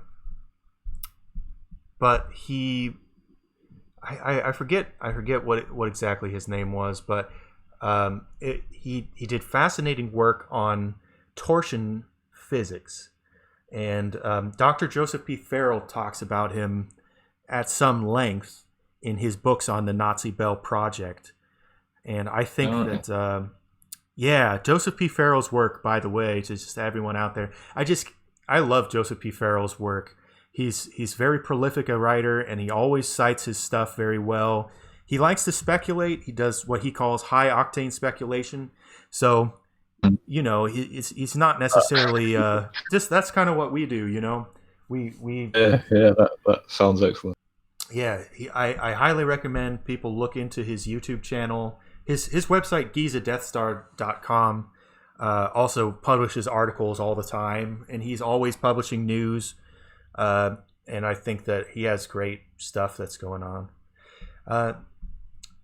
It looks like we're getting on. We're almost at 3 hours and 20 minutes. So we've been going on for a while, and I know it's probably getting late for you over there. So yeah, cracking on a little bit, and feels like we've covered a lot of ground, but also there's a lot left to talk about with regard to Bigfoot. Oh yeah, well definitely. Why don't we can always return to this topic. We can always bring in more guests or different guests, and anyone who's listening to this now, if you want to join our discussion, come to our Discord community. The link is in the description, and you are welcome to join us on one of these broadcasts in the future. Soon, in the next couple of weeks, I'm going to be trying to add sections of these Radio Free Transarctica broadcasts, which are call-in section, basically like a call-in section where you can come and discuss this whole thing with us. So we do all that through Discord. So if you join our Discord community, you'll be able to come on the show and give your views and give your comments and ask your questions, and you know, have just talk to us off air. Yeah, have fun on the fringe, you know. Do you have any closing thoughts or anything left about Bigfoot any loose ends you want to tie up? Not especially. I mean, it's all still very much an open book for me. I'm still figuring out what the hell's going on. I'll be interested to talk about this in the future, and if anybody's any extra perspectives they want to share in the server or does in future shows or whatever, we're always interested to hear it. Definitely haven't got my mind made up about this, so I can't give you a closing summary. Who knows? I mean, that's as good as. I mean, I guess it's all. Who knows? It's all a big question mark, but it's a very interesting question mark, and that's some of my favorite stuff in the world. Aristotle, one of my favorite quotes by Aristotle is that it's the mark of an educated mind to be able to entertain a thought without accepting it. Yeah, it's good fun as well.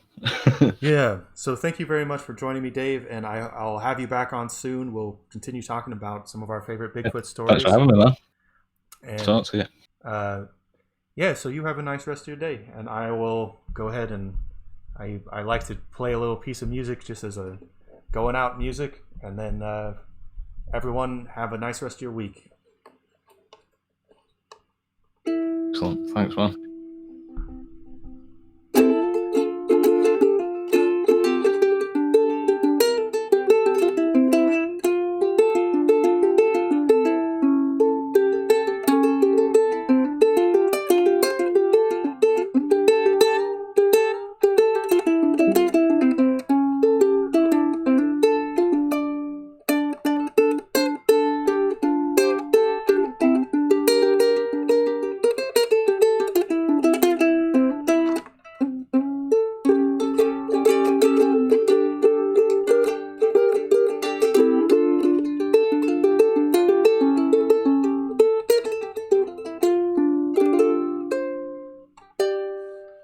Thank you all for joining us, and have a nice rest of your day.